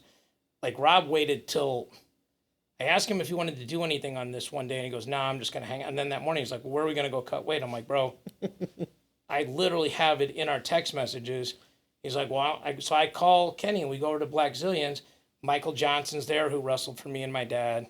Kenny's there. You know, I got a picture with Alistair, Rashad Evans, who I coached against in junior college, and Kenny. And, you know, like, if people don't know, they just think you took a picture with a bunch of big dudes, and people that do know, like, oh my God. Holy shit. Yeah. And if somebody goes, how did you make that happen? You just go, I'm friends with one of them. I just call them. You don't make it a big deal, right? But networking is really important, and adding value to your relationships is really important. Agreed. And so, but I think sometimes people are like, well, I know what you can do for me, and they don't even think about what you can do for them. I would call those people stupid. Yeah, or selfish or myopic. Yeah. I mean, I'm not sure stupid. I mean, they might be really conscious of it and just don't care. I would still say that's stupidity. Like stupidity. I think if you don't understand the value of a relationship as a give and a get, or the possibility of what it could become, not necessarily looking at it from today's perspective, but like you could see, just like you can see the potential in an athlete, you can see the potential in a relationship, and like the resources and time management and all these other skill sets that this person could achieve. I look at every relationship that I have as an investment, as big and as small, because you just never know. Be kind, respectful, do as much as you can, because you never know when there might be an instance where you have to pick up the phone and ask for a favor, and you hope to God that they'll pick up the phone. That's my... No, I don't disagree. Like, I talked to Durwood the other day, and he's helping me help a friend of mine. And, you know, I guess Durwood told me on your show, he talked about he went from local to Worlds in 2.5 years, and I'll just say this, I was a part of that process. But of course, but now it's like Durwood could also, because you helped him, Durwood could at some point in time take a good photo of you, for instance, or a good photo of your father or a family member or whatever. Course. And then it's like you helped him on his journey, and then you, in some way, shape, or form, that act was reciprocated to you. So it might not necessarily be as blunt as like a phone call, hey, help me out with this, buddy. It could be something as small as a photograph. It's one of the things it's one of the few advantages of getting older is the reciprocity. Your body of work. You get in a position to be able to do more good because you have more power, you have more stroke. So, you know, I mean, like I went to an event the other day and somebody just introduced me. He's like, this is the guy that has anything in wrestling, he has his fingers on it, you know? And I'm like, it's probably a good enough description. It's a good way to be described. It's a good enough description, right? I mean, it's hard to put on a business card, but not inaccurate, right? So, yeah, you know. I guess the last thing I want to talk to you about, because we're already about like an hour and 30 minutes in, and forgive me, I didn't think, well, you know, actually, I'm not going to say forgive me, because one of the metrics for what I would describe as like a good podcast is like the podcast where I kind of lose track of time, where I'm kind of engrossed in the conversation. And then before I know it, I look around, I was like, oh shit, like we're already an hour and a half in, 2 hours in. One of the things I wanted to ask you kind of personally was, you know, you've had your hand in, I mean, like so many things, from competition to training to promoting to working with these events for both wrestling. Can I just ask you, what made you go from, you know, like the sport of wrestling to coaching MMA guys? Was it just where the market... I just got asked. Yeah. Okay. So someone just asked you, hey, can you explain to me like that initial, who was it? Was it a fighter? Like... Because that seems like a different world, right? It's similar but different. It's like a Venn diagram. They share similarities, but they're different circles. Yeah, I guess I don't really think of them as different, but you're probably right. Like it's just all martial arts, right? So like, I mean, that's how I look at it. It could be wrong. No, I think that's more beautiful. Like, okay, that's a nice thing to say, but I mean, like, so like I coach Kyle Mankiewicz, who's fought. He's a referee now, and like His father, I think, is also a referee. yeah, very good one. Yes, They both are. Kyle's a very nice guy. Shout out, Yeah, Kyle. yeah. I mean, like, there's a bunch of guys like Kenny Porter wrestled for us, Charles Johnson wrestled for us, but eventually, like, so wrestling for MMA is entirely different than wrestling. Okay. I agree. And they're teaching, what they're getting better at teaching people now is defensive wrestling, because you can't be good at offensive wrestling if you never wrestled and you started in your 20s. I shouldn't say you can't. It's just a much steeper hill to climb. Okay. It's a lot easier to teach somebody how to not get punched and kicked, and then they put their hands on you, and then your life, as you know, ceases to exist. But I was a former friend of mine started a gym, and he asked me. He said, "If you coach the wrestling class, it'll help me make money." I said, "Okay." And at the time he was a good dude, and At the time, he was a good dude. Facts are facts, okay? And so I helped him, and then all these guys were winning the wrestling. The guys that sucked at wrestling were winning the wrestling. And then like people go look it up, like, oh, well, they coach a college team, and like, oh, they've had all these All-Americans. And oh, this guy won 3 state titles and won Fargo and was outstanding wrestler. And it was before I did jiu-jitsu, but I eventually won 3 IBJJF tournaments, world tournaments. And they go, okay. And then like you have people like the Mike Rogers and Steve Burgers of the world that would vouch for you. Yeah. That would say, okay, like, yeah, that guy comes from a family where he understands wrestling at a different level than most people. Respected individuals who respect you. Yeah, it's that third party thing, right? Yes. Like if somebody third parties you, it's way more than any resume could tell you on a piece of paper. Or paper. anything that you say about yourself, right? Correct. So I mean, I like teaching. I suck at about 96% of what the world has going on. Like this is one of the few things I'm definitely above average at. And so I just did it. And you watch people grow. Like there's 2 guys that I coached a lot in jiu-jitsu, and one of them is a Pan Am bronze medalist. One of them's a world bronze medalist. And if you they go train at other gyms, but like if you ask where the magic is, it's with us. And the one kid who won, he's not a kid, he's got like a doctorate and he's smarter than I am, but like he'll be a world medalist for the rest of his life. And he's also going to go make a truckload of money and be highly successful and marry his girlfriend. But he'll be able to, that gives you a different level of confidence. Like when I won state at 15, probably too much so, but I had a lot of, like, it just changes. Because I dealt with a lot of racial stuff growing up. Like a lot of racial stuff. It was not good to be Asian in the 1970s. I would imagine so. So it's really hard to imagine it. It's really hard. But once that happened, because people that don't know anything about wrestling know, well, he could probably kick my rear end in a fight. So I should probably just stop talking to that guy and find somebody else to pick on. And, I stayed at 119 pounds. I wasn't big, but I could wrestle and I could fight. And that changed a lot. And it's very interesting. When you're 14 to 18, you just want to fit in.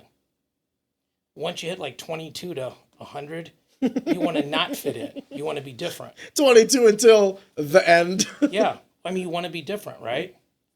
Like, it's why people dress a certain way. It's why people get tattoos. It's why people get bumper stickers. It's why people do a lot of things. Like, I don't want to be like everybody else. Like, I've never dated a girl that said, I'm like every other girl. I've dated 1,000 girls that have said, I'm not like anybody else. Like, we all say that, right? We all in our own way think we are. In some cases, we are. But to our core, a lot of people are kind of the same, right? Like, at the end of the day, we all just want somebody to be nice to us, to love us for who we are, to not feel like there's an agenda to support what we're doing, to just actually care about us, right? And some people can care about us in certain ways. Like, if your car breaks down, I can call AAA, but I can't fix your car. I'm not bad. I'm not good at that. But there's other stuff. Like if you go, I want to go back and fight again. I'm like, well, when I watched you fight, here's 3 things that you could fix right away that you probably would have won your last 2 fights. So we all have our lanes of ignorance, our lanes of excellence. And, If you don't mind me asking, this was actually something that I did not even think about, but when you brought it up, I mean, yeah, when you're talking about coming up when you were coming up and the racial aspect of it, I want to be careful how I ask this, David, if you don't mind me asking. I brought it up. You can ask whatever you want. I know, I want to find the correct words. Did you find that the more you won, the racial aspect would be amplified or diminished? The more you won, would they amplify your race, or would it cease to matter? I think Monday through Friday it mattered less, and Saturday it mattered more. And what I mean by that is, like, I remember I won state, and then I went to a party, and I didn't drink at all in high school. Never had a drink in high school, but I like girls. Yeah. So I go to the party, and some guy who took 3rd at state at a weight class above me, I didn't know it, but his girlfriend was talking to me. Okay. I didn't know it was his girlfriend. And I mean, honestly, I was raised Dave was just a nice guy, being nice to all the people that want to talk to him. I was just happy a girl was talking to me. Like, I mean, but I didn't know. And if I had known, I wouldn't have, I would have said, like, hey, you're so-and-so's girlfriend, like, I don't want anybody to get the wrong idea. It was a no, it was intentional on her part to make him jealous. Oh, no shit. Yeah. What a B word. She's just playing the game. Like, I mean, listen, you can't get mad. No, fuck that. No. Honestly, bro, everybody's done that at one point. But anyway, so he wants to fight me. Okay. And this, my dad told me, he goes, David, once you win, he goes, people just want to beat you, because then they can say they got one up on them. Well, they can say, well, I'm better than the guy that won all that stuff. Like, I beat Dan Henderson in a wrestling match in Greco, who made the Olympic team twice. I'm not better at Dan at anything in martial arts or wrestling except one time when we were 15 years old. Okay? I'm not. It just on that day, it was 15-13, and I landed on top one more time than he did. But I'm not better. I don't even know I was better then. I got lucky. Okay? I mean, and that sucks to say, but like, man, I killed him. But I didn't. But people will try to take people's shine. And so I remember, like, I was with my buddy, and I go get the car. He goes, well, I go get the car and face it out. He goes, you don't want to help him? Like, get the car and face it out. So I let the guy, he attacked me, and he took like a double leg. I just backed up 3 steps and pulled him into a tree.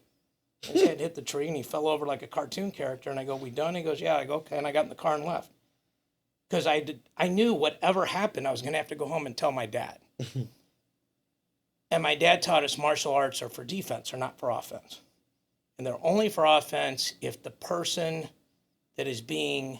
you're with cannot defend themselves, and there's no way to talk your way out of it.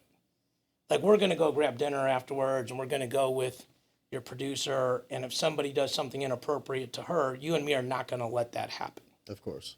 Right, but I don't think my producer would let that happen. Okay, depending on the size of my producer, she gets down. Depending on the size of the guy, she may or may not want my help. Very fair, very fair. Or she might say, hold my beer. Okay, either way is a good time. Don't tease her with a good time. Yeah, we've teed it up for later. So, but point being, like, we're just not going to let that happen, okay? And at the very least, even if she doesn't need our help, she knows we would help. Yes. And secondly, she knows we're capable of helping, which is just as important. Yeah. Okay, like, there's a lot of people that have good intentions and can't execute. So, yeah, I mean, I don't know. Like, I've been blessed. I've won more than my share of stuff. I've coached guys that have won more than their share of stuff. I shouldn't say more than their share. I've coached guys that have won a lot of stuff. I don't want to take that. That's for them to say. But, like, I look at how a lot of things are run now, and there's some people that are they're not in the game for the right reason. Like, I could give you 100 things that I admire about my father and my mother, but they were in the game for the right reason. Like, somebody put on Facebook that they were the first woman in the Missouri Hall of Fame. I'm like, no, that's Jan Mirikitani. Like, oh, honest mistake. I'm like, it's not an honest mistake. You were trying to. I go, when you're first, You know if you were first or not. So my mom somehow found out about it. She goes, she's such a sweet person. She goes, why would somebody do that? I go, Mom, you told me a long time ago, if you understood how everybody thought, I'd be worried about you. Ben Lawler and the Tom James family will ensure that whether you're purchasing your first custom fit suit or your 50th, the process is unrivaled. With the experience and quality of the Tom James name, allow Ben Lawler to help shape the vision that is your professional brand with a suit that speaks to the conviction in their craft. With fabric sourced here in the US, you'll know quality and craftsmanship are top of class. Like a sculptor examines wet clay before creating a masterpiece, Ben Lawler will walk you through the process of selection, measuring, and stitching to ensure your finished product is a work of art. Putting your trust in Ben is a guarantee that your brand will elevate to the next level. And always remember, you don't get a second chance at a first impression. So you briefly said that your parents were in this for the right reasons. Can you, if you don't mind me asking, can you just elaborate on that? Like, what is in it for the wrong reasons look like, and I think we know people what the wrong reasons I know, are. but I mean, right? Like, they're in it for themselves, right? That's the shortest way to say it.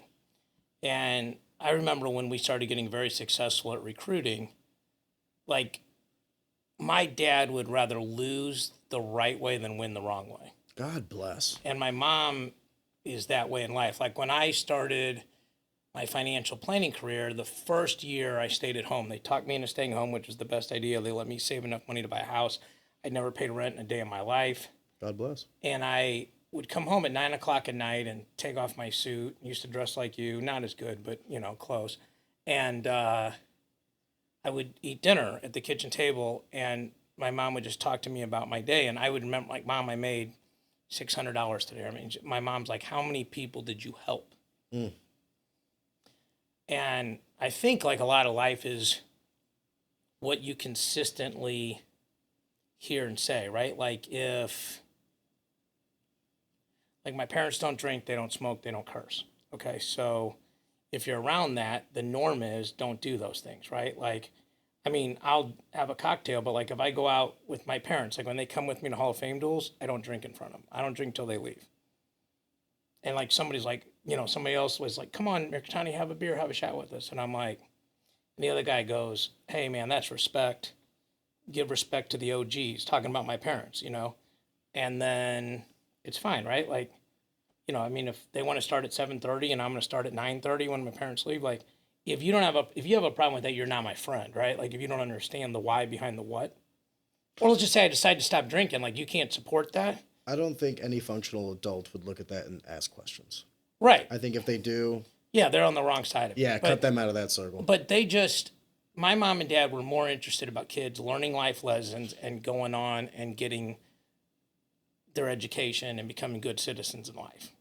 That's beautiful. Yeah. So, but I mean, that's super rare. I mean, because when we were winning a lot, I wasn't that guy. I'm like, Dad, let's freaking win.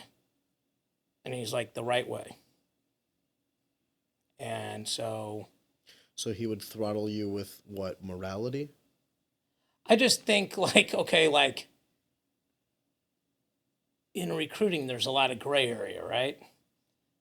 In life, there's a lot of gray area, right? Yeah. Like, you're married, right? So if you tell a woman she looks nice, you can say it the right way or the wrong way. Very fair.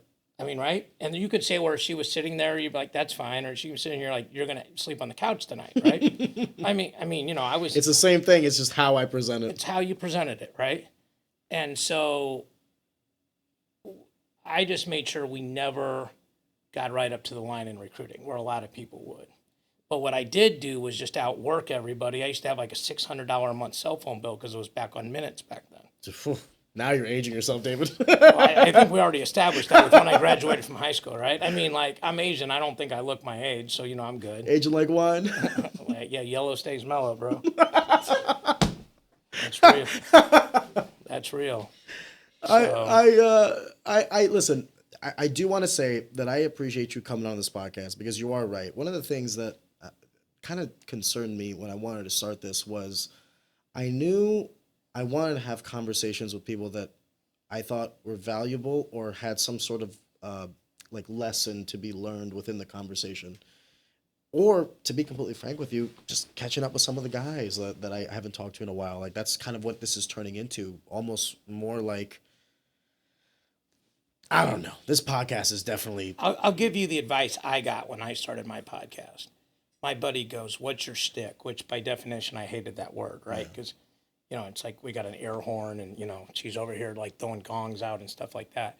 And I said, I don't have a shtick. And he goes, call me when you have a shtick. And he hung up on me. Mm.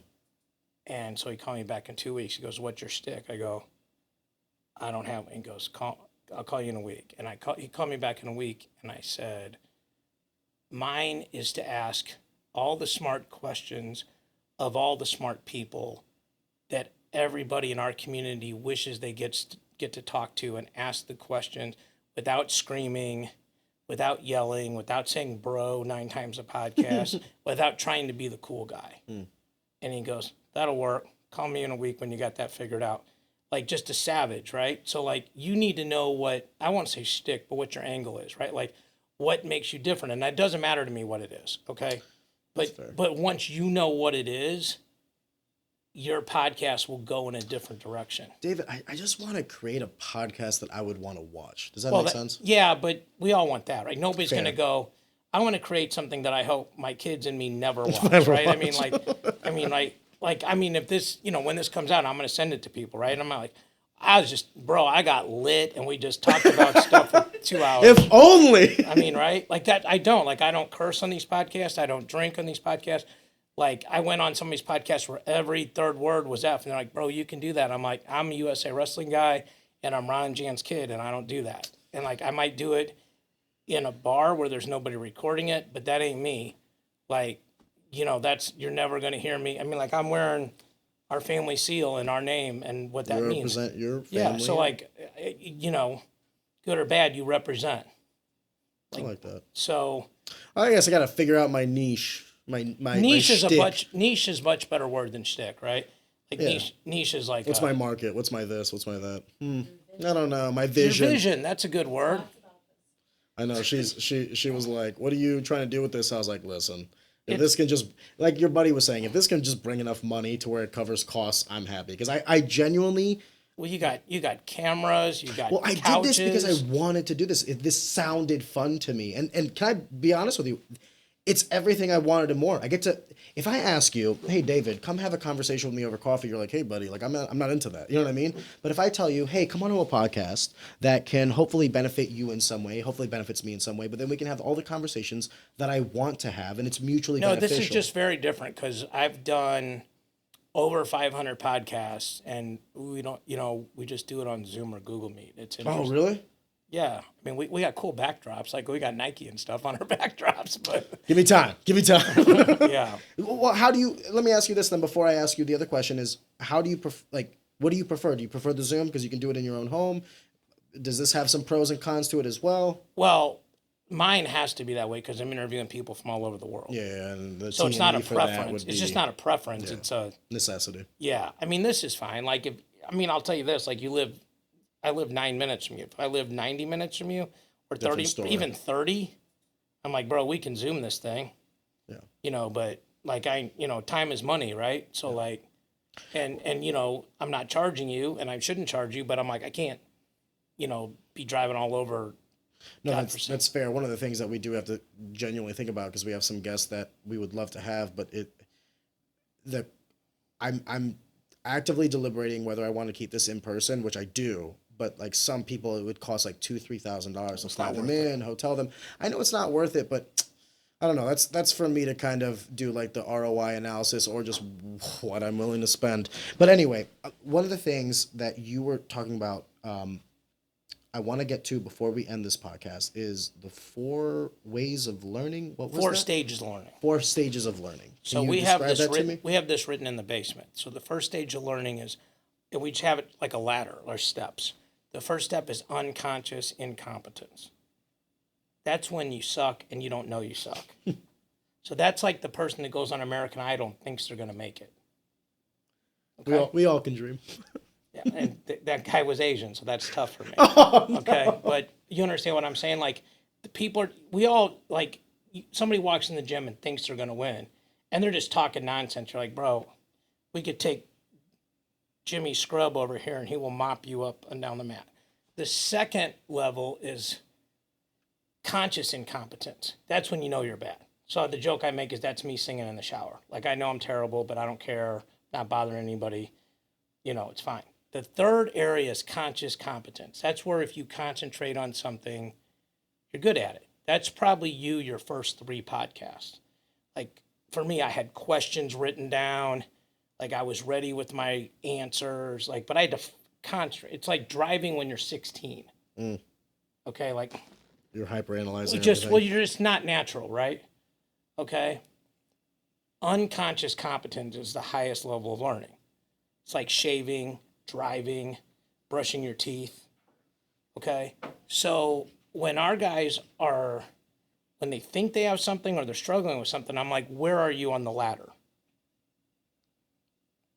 I always tell people, like, I'm a level 3 genius. And that sounds super arrogant, but it's true. Like, I could do a wrestling camp for a month and never teach the same thing twice. Okay, but if I went and fought, I would do 6 things. Yeah. Okay, but like when I have guys come into wrestling, I'm like, which lead leg are you? Like, I'm both. I'm like, okay, next. Because you're not. Because even if you can shoot with both legs, you can't defend both legs. So by definition, when you can't defend whichever leg it is, you're not even smart enough to realize that's a bad idea. Like, you're level 1. The unconscious incompetent. You don't even realize that's a bad idea. But what it does do is sort things out, right? So, like, a lot of teaching is, like when I would coach these jiu-jitsu guys, I never knew what I was going to teach them. They would just come over and say, here's what I'm struggling with. That, you have to be a really good coach because you don't even know you have no prep. Okay? Like, I've watched You're reacting in real time.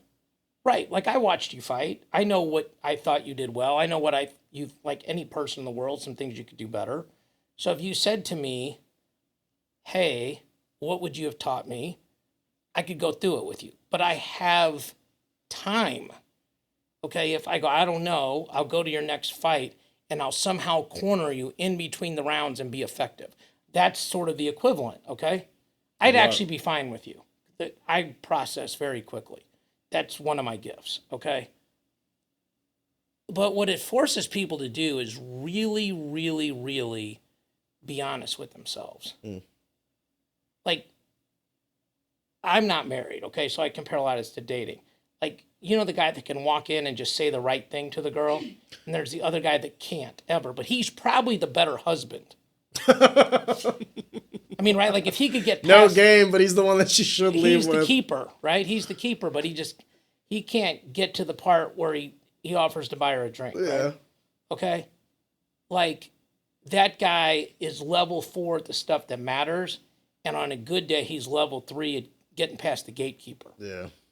Okay? That's fair. So that, and then the other thing that we talked about off the air is if you're struggling with anything that's in a martial art, I almost guarantee you that you're analyzing it the wrong way. Like, we always teach guys, learn from your feet up. So, like, let's pick one. You like to punch and kick people. Are your feet in the right position? Yeah. Okay, so in other words, if your back foot, your toe is turned in, that's not as much power as if your back foot is turned out. Okay? There's probably an exception, but in general, okay? Like, if you're shooting a drop step and your toes facing out, like if I'm shooting at that wall, my toes facing that way, I can't go. Yeah, you're going to lose some. Okay, if I'm shooting a drop step and I'm not covering a lot of distance, 90% of the time it's because I took my back leg backwards instead of just knee dropping. Like, so the number one thing is watch the person from the knees down or yourself. The second thing is knees to your hips, then your hips to your nipples, and then your arms. Okay, but people be like, okay, like in wrestling, like you'll snap me and there's a lot of power, and the next person snaps me and there's no power. And you're still in good shape. They go, well, he's just stronger. Like, no. That's not, that might be part of it. Okay? Like maybe he's terrible and you're terrible, but you're stronger terrible, so it's a little bit better. Okay? Competency is equal, but athletics is different. Yeah, right. But most of the time, like the first year I won state, I wrestled 119 pounds. I max benched 135. Max. And I mean like maybe got some help. So my dad, I remember because my dad's not a big verbal encourager, and that was one of the few tournaments he wasn't at because he was at nationals. And before he left, he goes, "You're better than all of them. You're slicker than all of them." And he goes, "And it's not a weightlifting contest."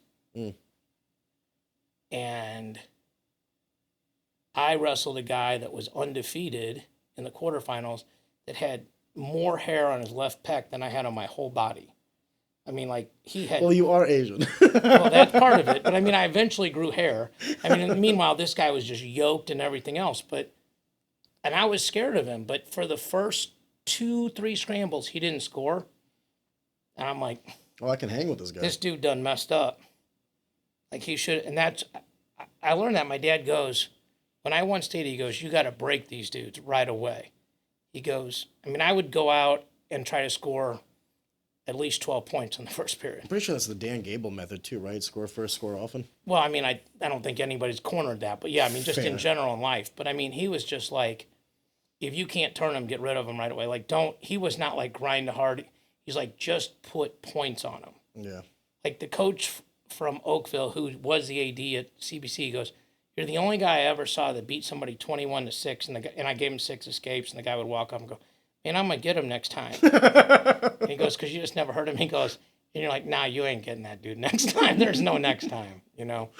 So, I mean, those two things, I think, from a coaching perspective, are things that the 4 stages of learning, I think, are really good. I mean, in life. And then the other thing is everything in life falls in 3 categories, right? Things you can control, things you can influence, and things you can't do anything about.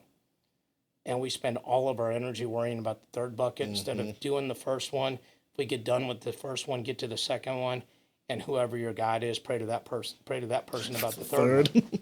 Well, I'm saying we spend all of our energy on 3. I would have to agree.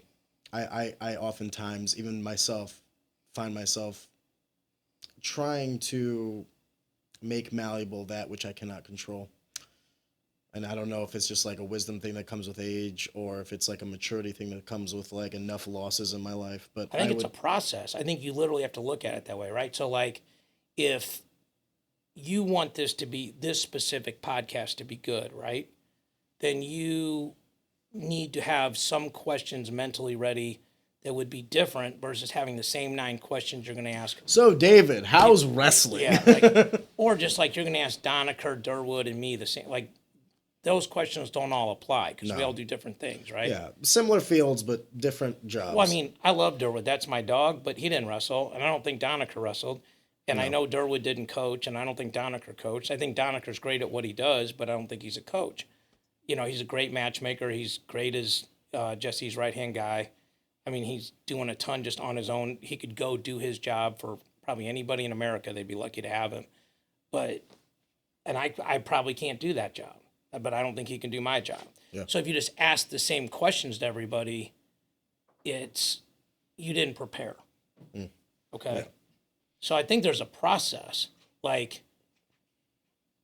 the new coach at Oklahoma State said, preparation leads to confidence and a process leads to confidence.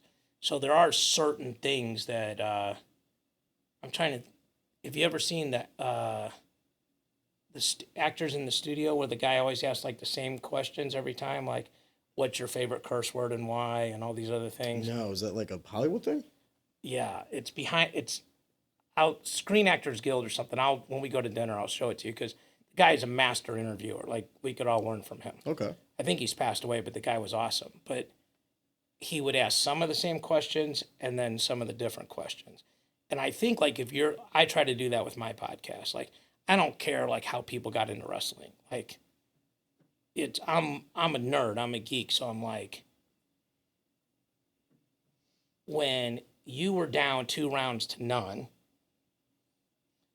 what adjustment did you make, knowing not only did you have to win the 3rd round, You had to finish the but game. you had to finish or at least get a 10-8 round, which are hard to get just to get a draw, right? Because they don't really want to give a 10-8 because they know it's a draw.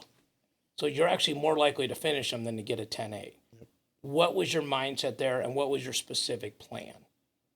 Yeah. Okay, I think to me that's the question that a smart guy like you would want to ask. Can I say one thing though, and we'll end on this.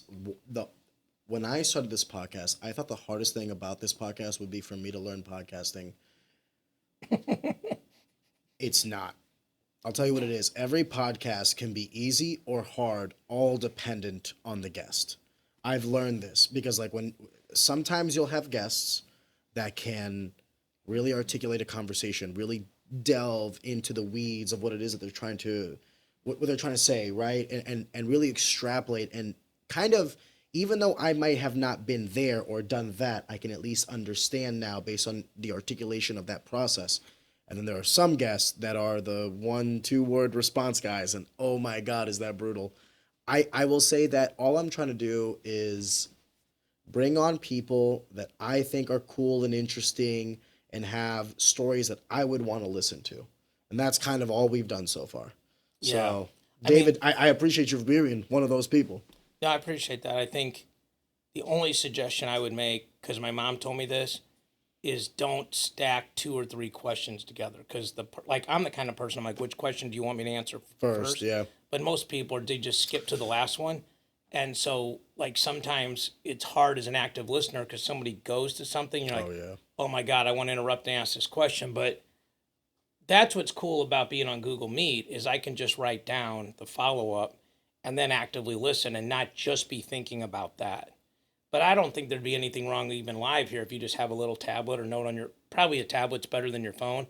So the optics aren't that you're texting your wife. 1 second, David, I got things to do. But if you're writing things down like, hey, you mentioned this, I want to follow up on that. Because I think that's where the most interesting conversations go. Like, I used to write up every single question. Now I write up like 6 topics. Like, we just had Kamal Bey on, who just made the Olympic team because of the Russia thing. Oh. Because of the boycott. Well, he got in before they boycotted. He got in. God, we could. So, I mean. We got to get you on again.